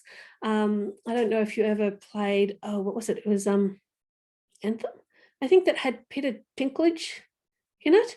And he had the most flat and boring voice for the whole thing. And he's a great actor. So something went wrong there because what he was saying could have been interesting. And yet it was delivered so poorly. And my guess would be that some kind of understanding of the motivations and things driving that character wasn't supplied to him. So when you're thinking about motivation, it's not just individuals, but it's groups, it's factions. Why are they doing something? People always want to know why. My other half was actually watching a video on Fallout 4, which is why I've talked about that a bit today, because someone actually made an entire hour-long video about why they didn't understand the motivations of the factions and how it made them feel really disappointed in the main story of the game, because particularly the Institute, like they were doing things, but it didn't make any sense. And I still can't get my head around why they were doing it, because it's just like, but what does that achieve? There's got to be something. Whether it might not be that what they achieve is something that is good or makes even sense, but they have to have, they're trying to achieve something. Whatever that something is, it really helps if you know what that is. You don't always tell the player, but you need to know, because it affects how you create everything. And if you've got that, then it makes a more consistent and interesting story. So let's talk about individual characters. Think protagonist. Sorry, I'm jumping through slides. So motivations of your player, that varies a lot. And that's something you can't always completely control. But usually if your player, character, whatever that is, wants something, then the player's on board to kind of make it happen. I mean, that is the point of the game. I seem to remember one of the Far Cries, you could just choose not to play and like walk out of the room at the very beginning, and then they had like something that you respond to that. That was really cool, because that was the player saying, oh no, I don't want to get on this crazy path, I'm just going to go over here. And then they actually kind of went, hey, let's make room for that. Of course, you then don't get to play the game, so usually players are ready to be on board and go for it and do it. But the main things that you need to consider is what the character's doing and what the player is doing in this context. So are you giving the character their own personality? Is the character taking Batman for a ride, or are they being the Master Chief? And instead, in which case you can kind of, you know, as a developer and a writer, you can put a lot of motivation onto there. So you're in charge of setting up the character motivations for why they're there and what they want to do. But does the player have some choice? Are they an RPG and they can create a team and build relationships? Are they going good, or, you know, being a good guy or a bad guy? Is it entirely up to them? Like, how much choice do you want to give the player in terms of defining this character? Or it could be just, you know, a sim game where you're going nuts and the player can just have lots of agency in deciding what the motivations for things are. All of these choices are things that affect how you design your characters and how you incorporate that into the gameplay options for the player. Even does the main character talk? That's a big difference as to, you know, they will either talk out loud or they might talk and things. I've made a lot of games where you just interact with people and respond to things, but you don't actually, you know, have choices to make. All right, next one. Excuse me. So your main, things to make your, I beg your pardon. So making your protagonist interesting. So this is if you are actually going, hey, we're going to basically take control of this aspect of things. These are some things that will help the player become emotionally connected, because that's a really important thing. So putting them in danger, showing that they're willing to sacrifice themselves for others. There's a great book called Save the Cat, which is largely about that, about, you know, you can have an anti-hero, but they've got to do just one nice thing. And if they do, then people are on board with that.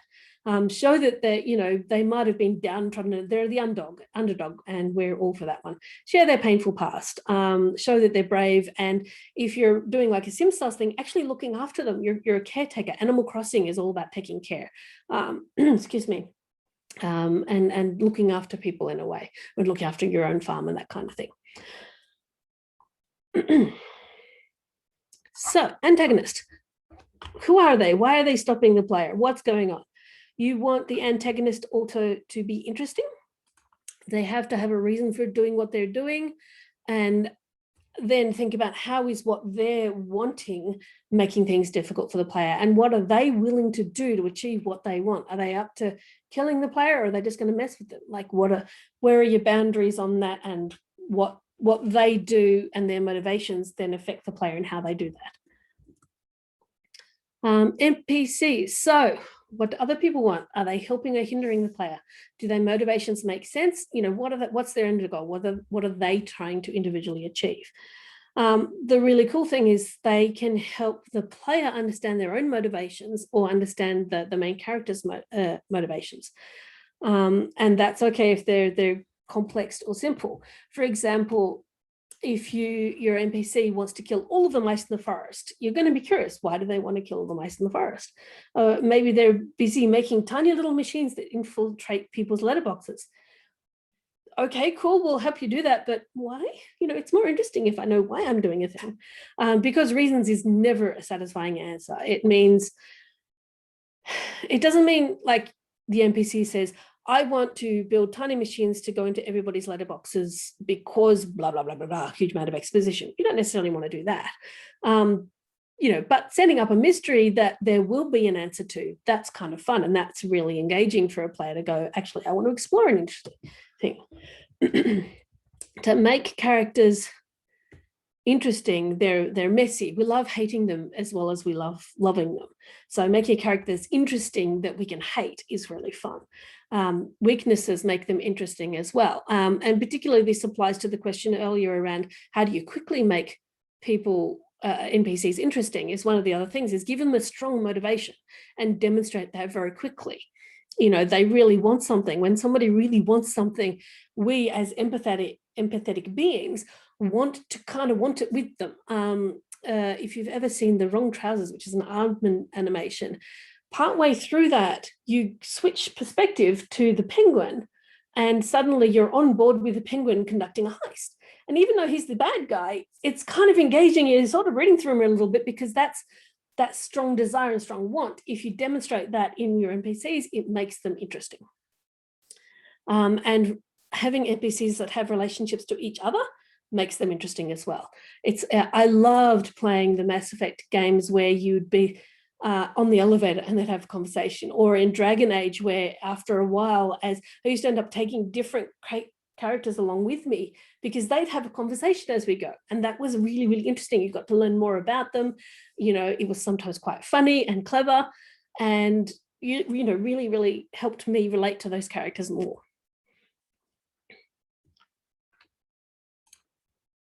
All right, so then we've got society and factions within the society.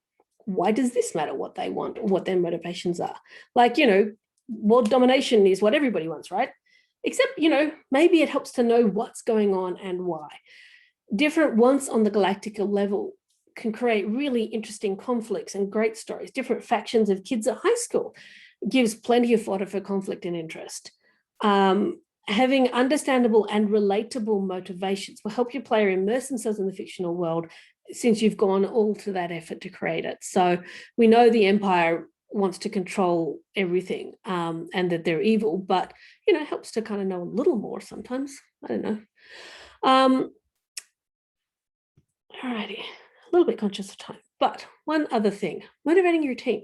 So this is separate from the actual external stuff around motivating players and getting sales. But if you're on a team that's more than a few people and you're hiring extra people who aren't necessarily the originators of your vision, having good, well-articulated characters and story arc is a really good way to help people engage with that as they're developing it. It's easy to forget, but I would far prefer to be working on a game that I think is really cool and has cool characters, and it motivates me to continue working and doing my best for that. And that tends to work for the broader team as much. Okay, brief moment for questions, and then we will keep going. So if I know. Cool, we don't have that much time left, but we have a half an hour at the end for questions. We can kind of go into that a little bit since you've been asking things along the way. So anyone can write, but should they? And here I have some concept art that I did for your game. It'll be great.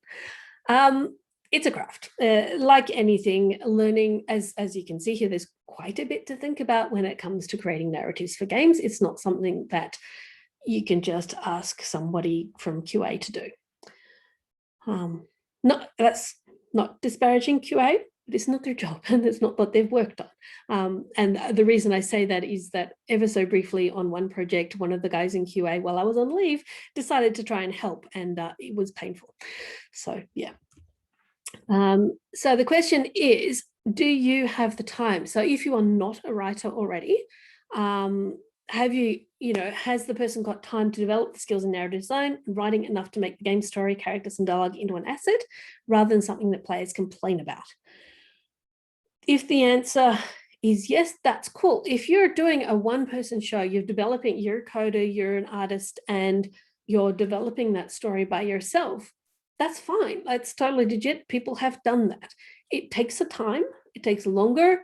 And, but if you've got the time and you've got your parents' basement that you can hang out in and not pay rent or whatever, time or money, you can totally develop those skills. But the question needs to be asked, do you have the time to do it justice?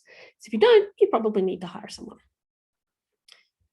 So in this next bit, I'm going to talk about the kinds of writing that you might need help with, and what kind of things to look for in a writer. And if you're an aspiring narrative designer or writer for video games, then these are the things that you should be working on yourself. So this is a really broad selection of all the crazy stuff that I have been asked to do whilst working in a studio. Not all of these would traditionally fall into the role of a writer, but as a single kind of the one word person in the entire team, a lot of these things have, kind of fallen on me. It varies enormously between studios. It depends how big the studio is to a large degree, because the bigger it is, the more specialized the writing skills. Excuse me. But in my case, I've done all of this a bit. So when you come to a broad definition of a narrative designer and a writer, this is fuzzy. As you can see in the slide before, there's a lot of different things that could be doing. And these roles aren't always separated out neatly, but when they are, this is kind of roughly where they come. So a writer's job is largely to advocate for the game story. They get the handle on the story premise and the arc, the background, game lore, character development. Script writing often falls into that role, so talking dialogue and cutscenes. World building, so you've got this blank canvas of a world, let's make stuff happen in it so that it makes it interesting, and then also communicating that project vision through the team. It's the one thing that as a writer there is an advantage to be in the studio physically, if your studio is on site, is that it makes that process of connecting with everyone in the team and being the person they go to when they've got a question about story is really, really beneficial. That said, if you work at it, and if you are doing that role and you are remote, you've got to work at it, because people will forget you very, very easily. So you've got to bug them on, whatever chat or connection things, you've got to actively work to do that. And hopefully have your leads on board to help you with that, because people just don't think to ask, and then you suddenly have something that is very conflicting with the story being developed. When it comes to the narrative designer, some of those other things definitely cover as well. But in general, the job of the narrative designer is a little, not always completely technical, but a little more technical. So you're advocating for the player experience of the story rather than the story itself. You design how that story is going to be delivered. You work on designing quests, and often working on technical things like how much space have we got to do these bits of dialogue in, all that kind of stuff. Every job I've had so far, sorry, that's a lie. In Ashen, I did both of these roles a lot, but I didn't come up with that initial concept for the story itself. That's what they hired an actual different writer to do. And then at the end, somebody else came in and helped with the dialogue and stuff as well. So if you want to hire or be a writer, these are kind of some of the key things that you need to have. Is a relatively, sorry, wrong button. There's a big pool of talent out there. People who have worked in TV, film, radio plays, theatre, comics, other games are all great and will be developing different skills that can be beneficial in game writing. But of all of these things, you really, really want them to be able to be concise, because brevity is king in games. Players do not like to read, and they don't like to listen. Listening is better. Like if you're roaming around the world and you're listening to something you've picked up or whatever that's an audio recording, that's a lot more palatable. But on the whole, most don't like to read very much. And if you haven't got voiceover, then yeah, you got to just be really careful around that. They need to know something about nonverbal narrative delivery. That's really important in games. Understanding how nonlinear narrative works in interactive media, as I mentioned earlier. That's really important. If they don't understand that, you can go a long way down the wrong path and get a story or that you've paid for that there's just no way known that you could actually deliver. And that's really frustrating because, you've gone to all that effort to create something and you can't use it.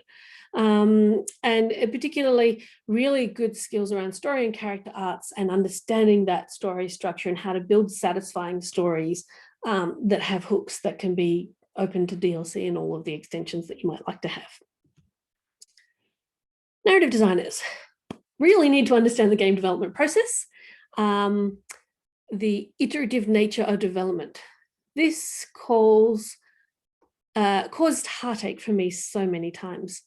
I once created a whole story arc for a character who was really, really cool and loved him dearly. And then they cut the whole thing because they needed the model to be used as an enemy model instead, and they didn't have the budget to create a new one.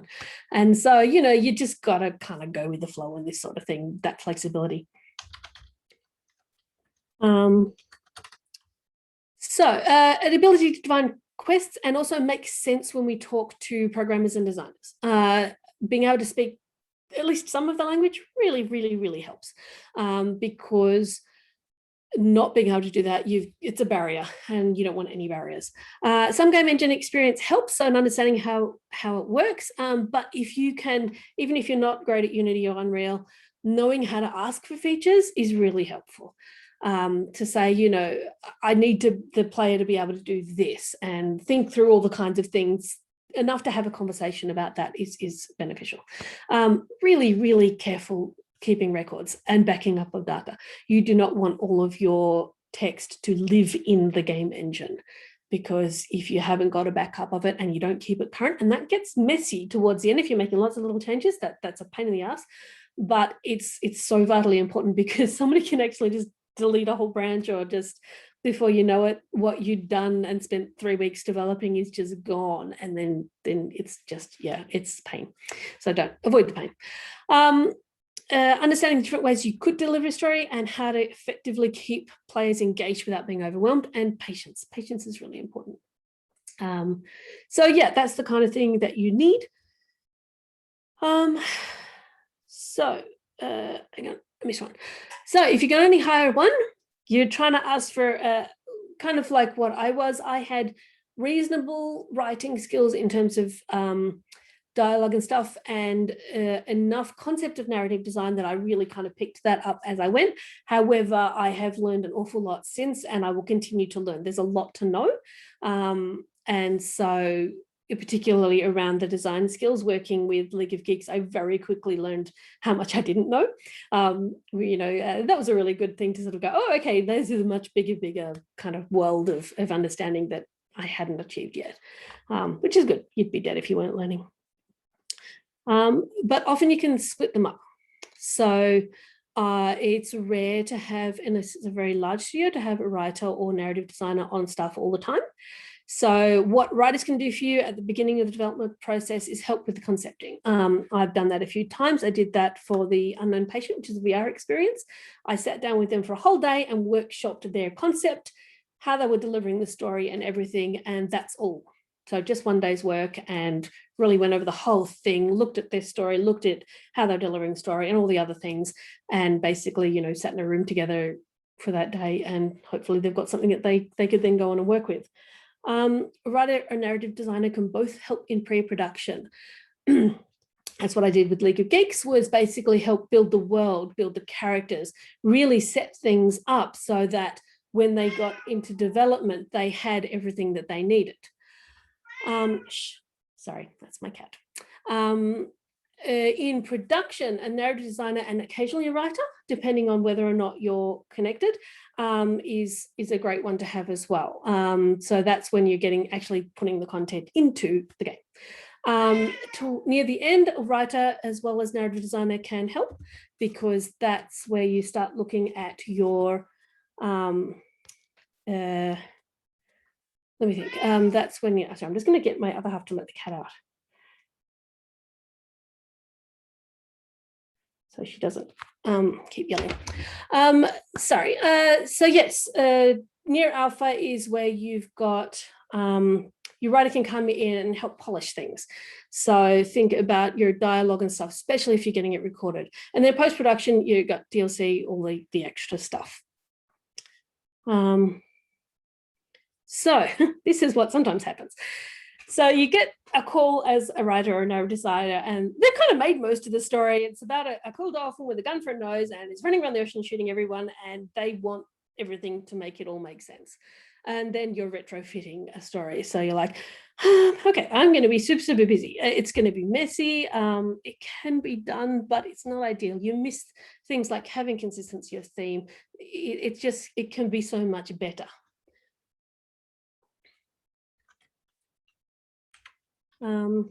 Yeah, then it is. So let's keep going. A writer's room is a really, really cool thing.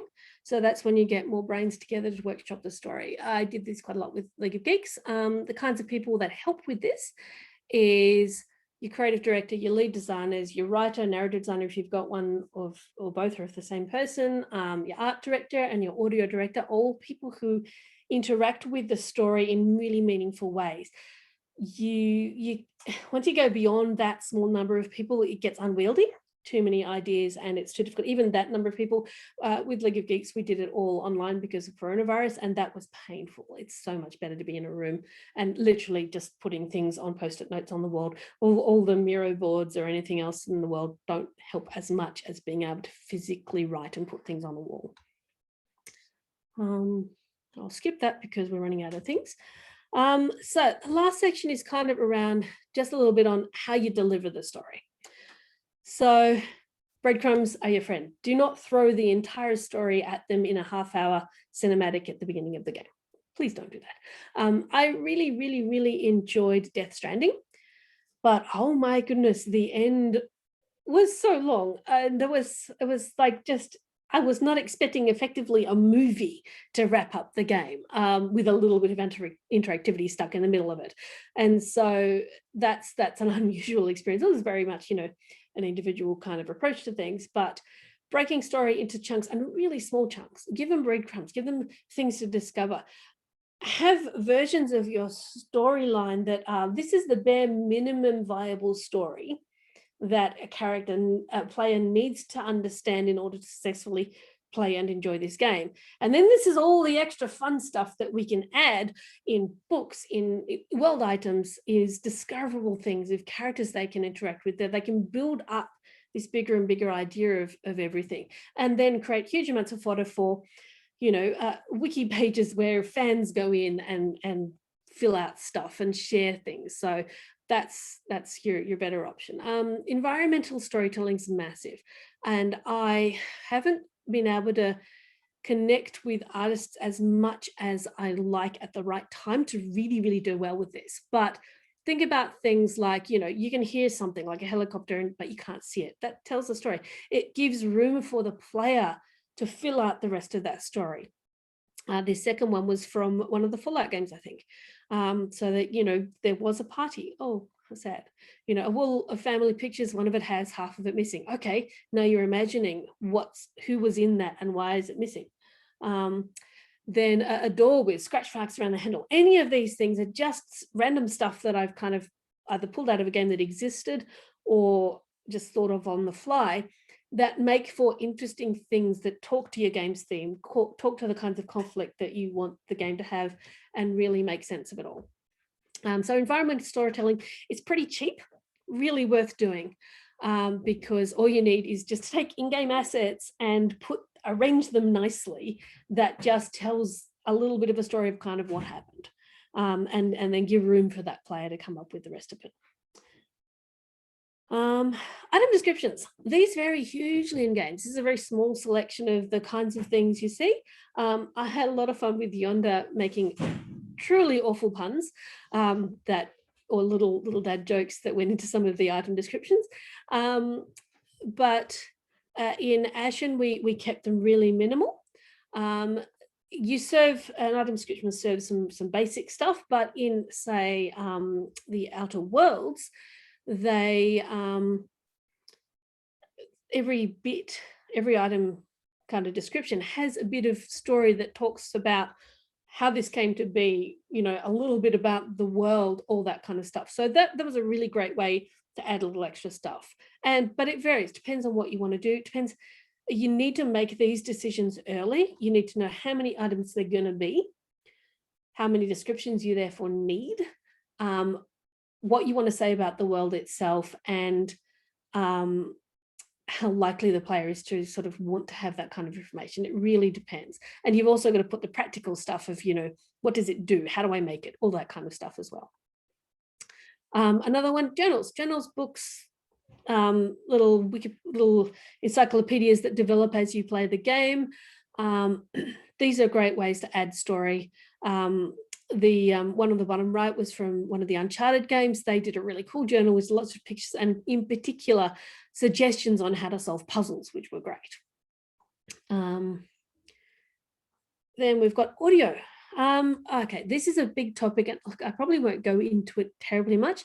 If you don't want to record dialogue, you can record emotive sounds or create fake languages. I think one day I'll do a proper topic on that, but talk to anybody in audio and you can find out all sorts of ideas of how this is done. It can be done really well, and it's a good way to add a sense of interactive engagement without having to actually write and record all of that dialogue. We are pretty much out of time. So I only had a few slides left, but I might just leave it there and open up to questions. And you guys can kind of throw out any ideas about, we can talk a little bit more about this or what else you'd like to know of anything I've said or anything that I haven't said.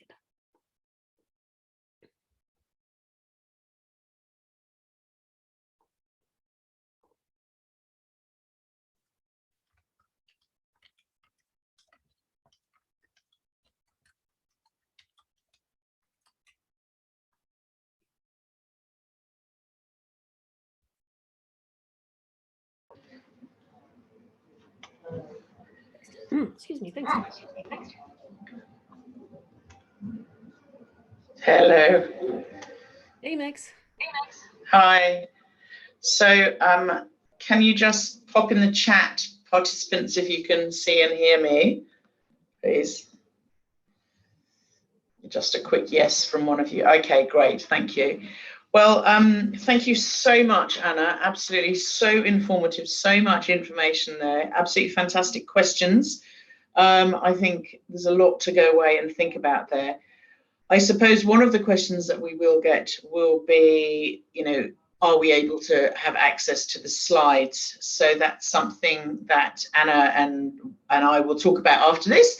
And then if that's possible, we'll make them available by the end of the week. But if not, then we'll let you know as well.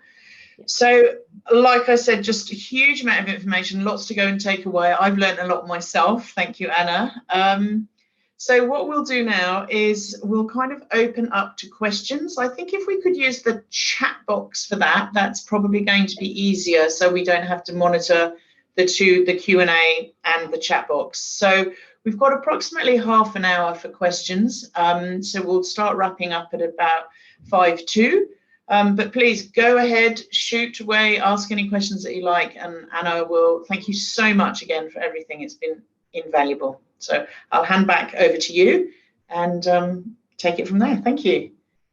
No worries. I've got a couple of questions in Q&A, so I can see those as well. But I'll start with the chat. So, excuse me. Luke asks, I had a question back on the topic of the NPC arcs. I'm making a game that is primarily linear with some side quests. I was thinking that NPC arcs could be a way of giving the player choices in a contained way as we have a small team. What do you think? And do you have any other suggestions on creating choice in simple ways that don't have too many ramifications to create lots of extra work? Totally use your NPCs. What you can do is, in fact, I usually contain them within a little quest. If you think of something like The Simpsons, they do episodic TV, and what they have is a linear story that starts and ends, and explores something, but nothing ever changes really in The Simpsons world. That's the whole point of a TV series like that. So that's what I would suggest you do when you don't have a lot of scope for that. You go, okay, we'll have this self-contained little side quest story that explores that character, but nothing happens in there. And that character might come to a realization or an understanding, but that doesn't change the base world state. And you could easily have not done that. And so you don't have to, mention that later on. That's how I'd approach that. And that minimizes the amount of extra work. For reading and groups, yeah, so there's a couple of writing groups on Facebook, and particularly, I think it's called just Game Writers is a really good one. In terms of reading, I've actually got a list of books that I'll flip over to. Let me find that. Sorry, this was going cool. Here we go, readings. So these books are some really useful ones that you might find worth having a squeeze at. I'll just stop over to the question and answer one. So Mike asks about software for narrative design. Kind of depends what you're doing. I have used Word. I've used in fact, I use Word and PowerPoint, or the Google versions of those. Often you will put your story Bible in something like Confluence. Confluence is great if you've got that on your team, because then everybody can go to the pages and read up about things without having to ask you in person. But I use Word, Excel, and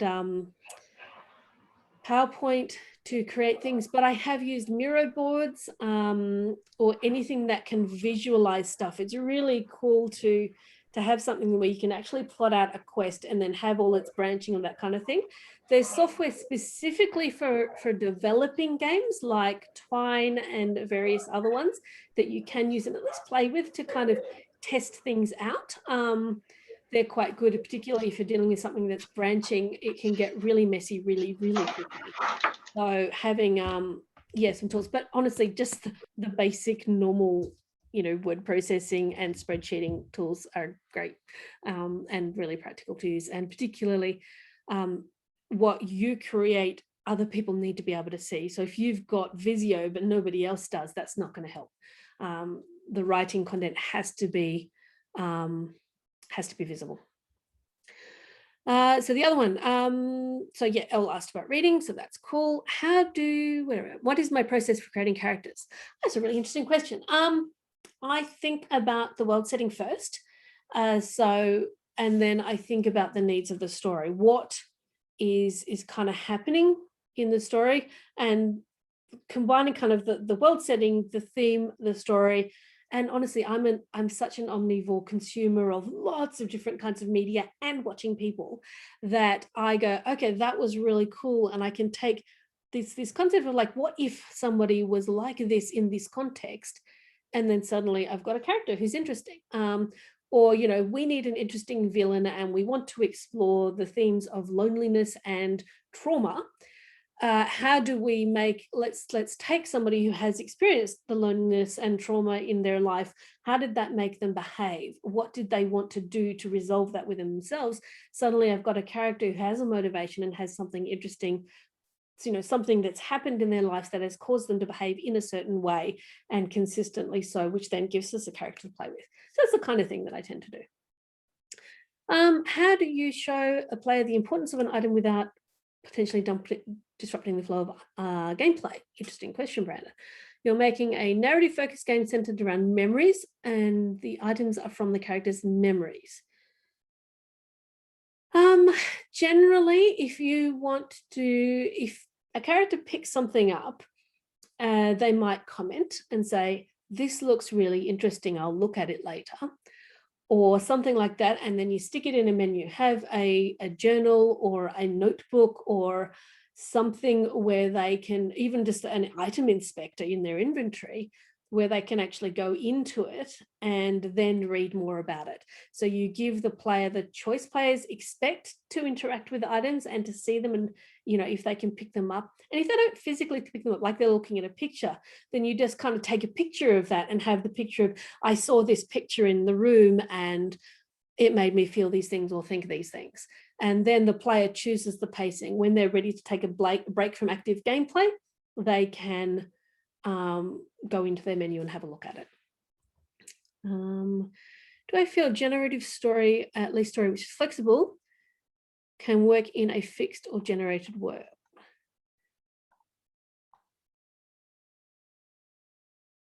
Yes, I don't see a problem with that. Generative stuff is really interesting. Let me think. Horizon Zero Dawn did it, where there were, and I've had lots of games do it around building or collecting things. Like you pick up a thing, then yeah, that sort of thing works. When it comes to NPCs, what's interesting there is it depends how crafted your NPCs are and how distinct they are. If you've got the resources, then you could have, okay, your main merchant is a really interesting character, or maybe they're a companion character, or you've got 3 companion characters, and one of them is going to want to find the Kakavaga, and each one has a different way of reacting to that. Then that could work. I hope I'm answering this question in ways that make sense. When it comes to a generated world, that gets a little interesting. But yeah, I don't honestly see why you can't write flexible story that either has a little bit of deviation for characters or even none at all. Maybe everybody would like to have this thing or like to do this thing, and just write it in a way that's not so specific to the individual. So yeah, I think that could work. Any other questions?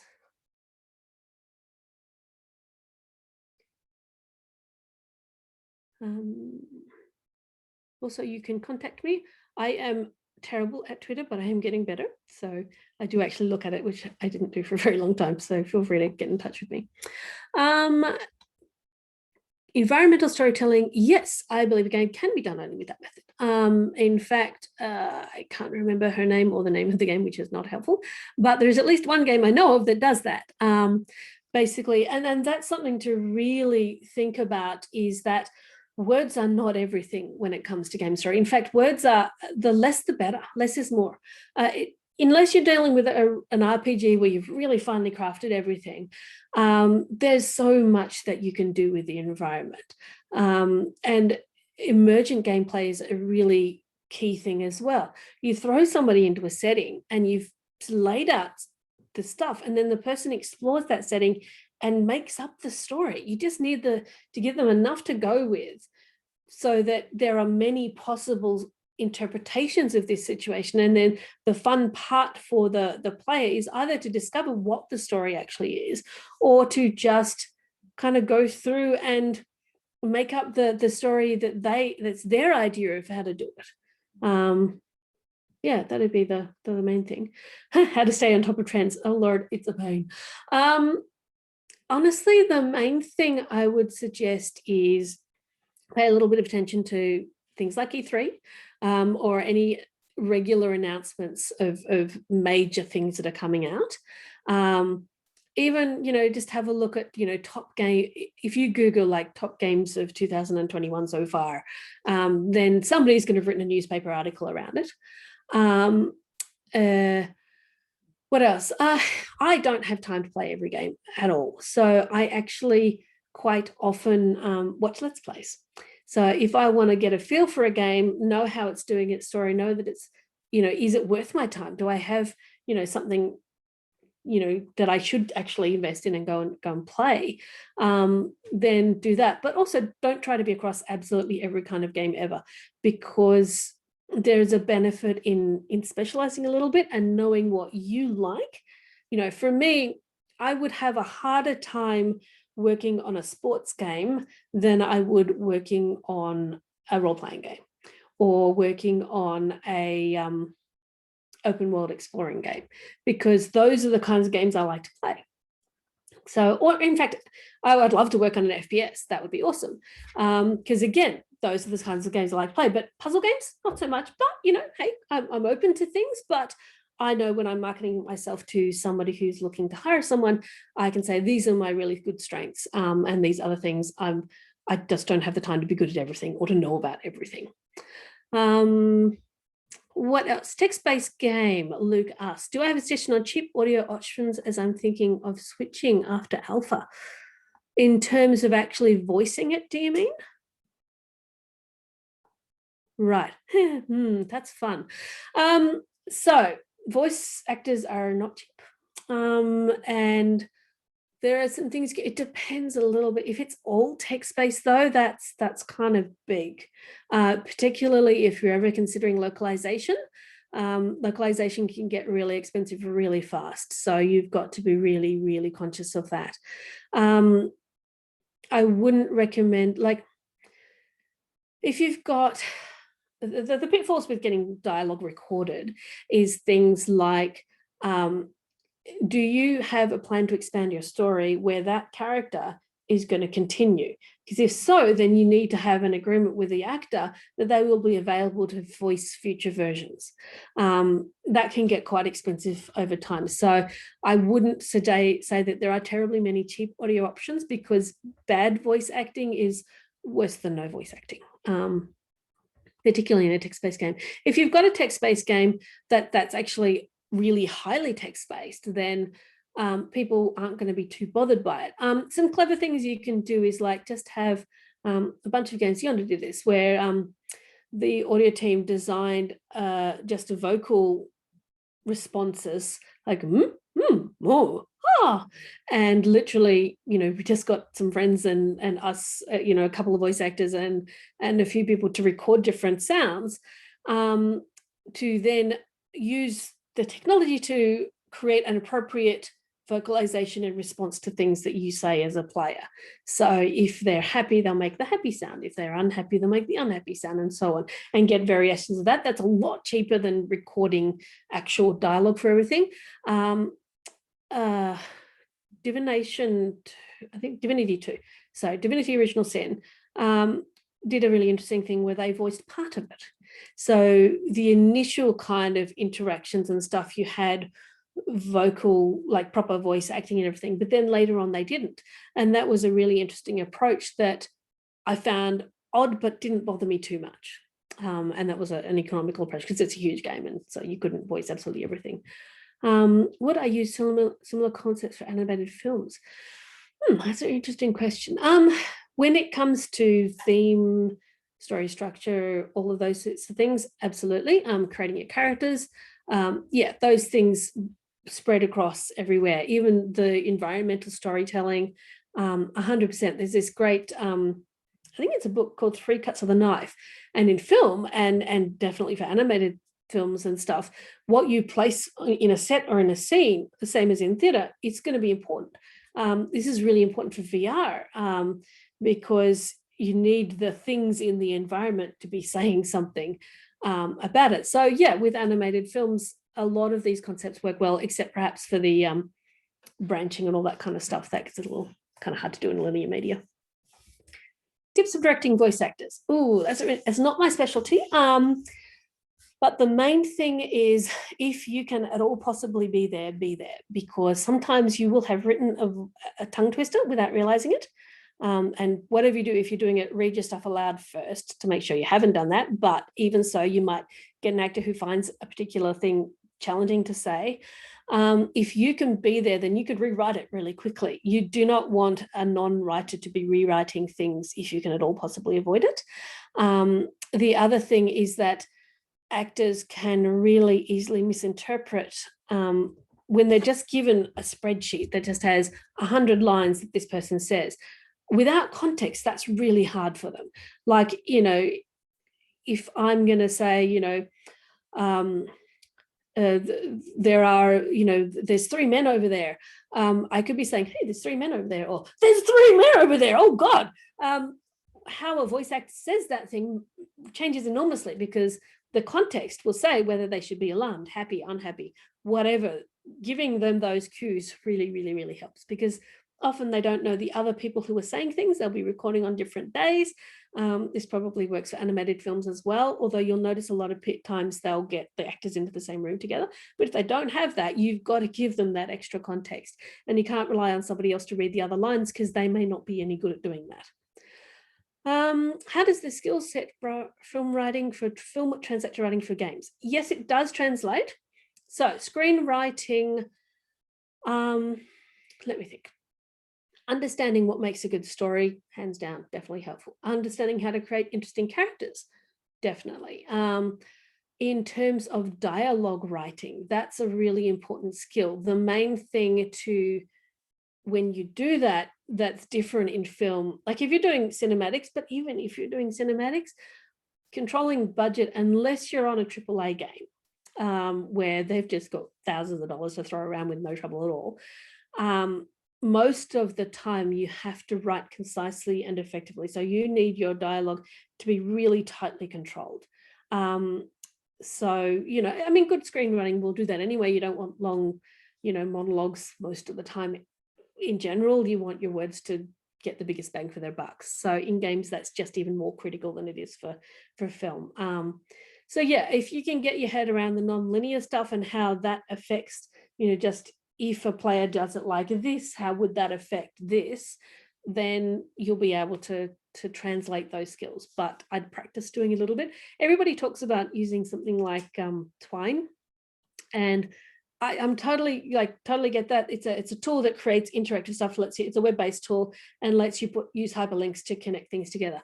I have actually never used it because I've never had time, but I already started from a base of understanding that it wasn't at his advantage. If you want to apply that and practice and test it, then that's a really good tool for that. But equally well, you can do that with PowerPoint.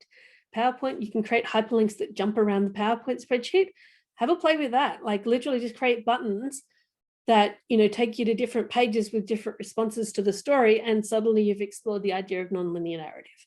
In terms of developing your skill set of that particular area, then, you know, that's good. What else?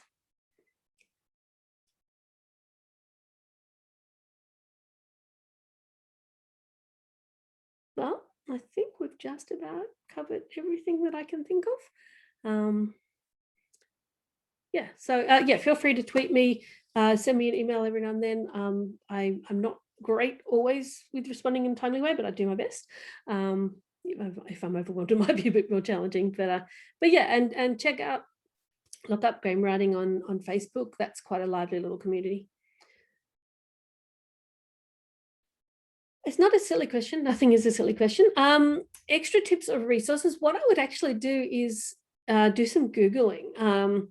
There's particularly, sorry, not just Google, that's not very helpful, is it?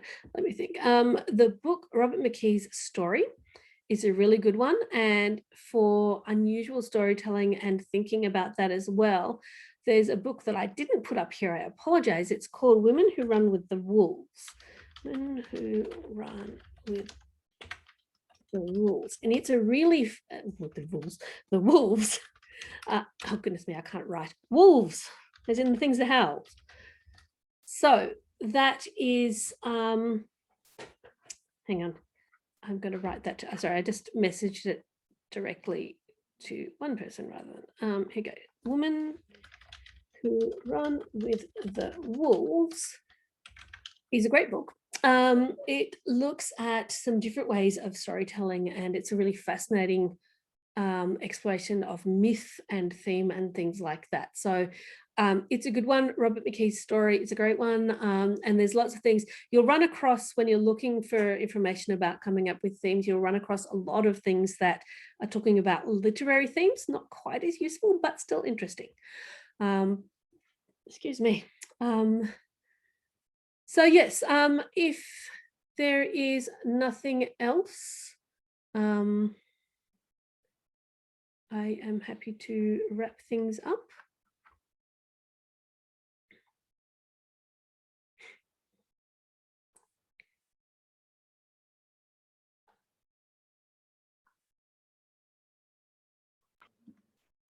Okay, I think I'm back on now. Thank you so much. Great questions there. Thank you again, Anna. for all of the time that you've taken to put this together. And just thank you to everyone who's taken part and, you know, added questions. Don't forget to sign up to our e-news, which is available through the website. We've got lots of exciting games, webinars and opportunities coming up, so that's a good way to stay in touch with us, and also through whichever social channels you decide to use. So I think that's pretty much all we have to say at the moment. So thank you again, Anna. Thank you so much, and thank you to everyone who's been here. And we'll wrap it up and say goodbye. Thank you. Great. Bye-bye. Thanks, everyone.